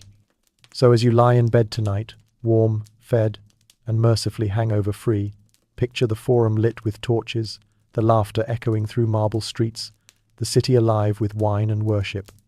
Rome conquered the world, yes, but it also partied harder than anyone before or since. And in the grand calendar of human history, that might just be their greatest achievement. Even after the empire crumbled, the cities stayed. Roads, walls, and sewers outlived the Caesars. Rome was built to last, and it did, inconveniently well. When the empire finally fell, and oh, it fell spectacularly, you'd expect the cities to go with it. You'd imagine the marble cracking, the aqueducts drying up, and the glorious forums sinking quietly into the dust of history. But Rome had other plans. The emperors disappeared, the legions dissolved, and yet, somehow, the cities refused to stop existing. Like a bad tenant, Rome just wouldn't move out. The collapse of the Western Roman Empire in the 5th century CE was, for most people, less of an explosion and more of a slow leak. The grandeur faded, the statues chipped, and the taxes miraculously still existed. Barbarians marched through the streets, admired the architecture, and then set up shop in the same villas. The cities that Rome had built were too convenient to abandon. Why build a new settlement when this one already had plumbing, walls, and a half-functioning sewer system? That's the thing about Roman infrastructure, it was absurdly, almost spitefully durable. The roads outlasted the governments that funded them. The sewers kept draining long after no one remembered who paid for them. Even the aqueducts, those soaring stone bridges that carried water for miles, continued to function. Centuries after the emperor's statues had been toppled, farmers were still drawing water from channels built by men who'd been dead longer than anyone could pronounce Cloaca Maxima. The irony is that Rome didn't mean to build eternity. They just had standards. A Roman engineer's worst nightmare was shoddy craftsmanship. The rule was simple. If it collapses in under 1,000 years, you've embarrassed the gods. So they mixed volcanic ash into their concrete-fitted stones so tightly that even air felt unwelcome, and constructed roads that modern highways still follow. Somewhere, an ancient architect is smirking every time a modern pothole appears. As centuries passed, Rome's cities transformed into living fossils. The temples became churches, the forums became marketplaces, and the baths, well, some became convenient shelters for goats. People adapted, reusing marble columns for new cathedrals, melting down bronze statues for bells, and living inside structures that were originally built for senators, gladiators, or bureaucrats. The bones of the empire became the skeleton of medieval Europe. Take the city of Rome itself. After the empire fell, its population shrank from over 1 million to barely 20,000. The Colosseum, once roaring with the sound of crowds and lions, became a quarry for building materials and, at one point, a neighborhood complete with blacksmiths, workshops, and makeshift housing tucked between the arches. If you were particularly lucky, your home came with a view of history and possibly a stray lion skull. Other cities followed suit. In Gaul, Spain, North Africa, wherever Rome had built, people stayed. You could walk through a crumbling forum and still find a bakery operating out of a temple doorway. The plumbing might gurgle ominously, and the roof might be borrowed from the house next door, but life went on. The empire had died, but its cities were too useful to bury. Of course, the durability came with complications. Medieval rulers often found themselves fighting not only over land, but over ancient real estate. A castle built on top of an old Roman foundation might literally have Roman walls supporting it. In some cases, Roman roads were so well constructed that people assumed they were divine creations. Peasants whispered that the old people who built them must have had help from gods or demons, which, to be fair, might have been true. Have you ever tried lifting a 10-ton stone block without a forklift? Even the ruins themselves refused to fade quietly. The Pantheon, with its perfect dome, remained standing while everything around it fell apart. Its oculus still lets in the same shaft of light that once illuminated Jupiter's statue, only now it shines on Christian prayers. It's as if the building politely updated its job description but refused to retire. And it wasn't just Rome. Cities like Verona, Cologne, and Arles still trace their street layouts to the Roman grid. London's modern roads follow Roman routes. Every time someone complains about traffic in Paris, they're essentially continuing a 2,000-year-old Roman tradition. The empire may be gone, but its infrastructure is still running like an old smartphone that somehow keeps getting software updates. Archaeologists love to call this continuity of urbanism. Everyone else might call it stubbornness.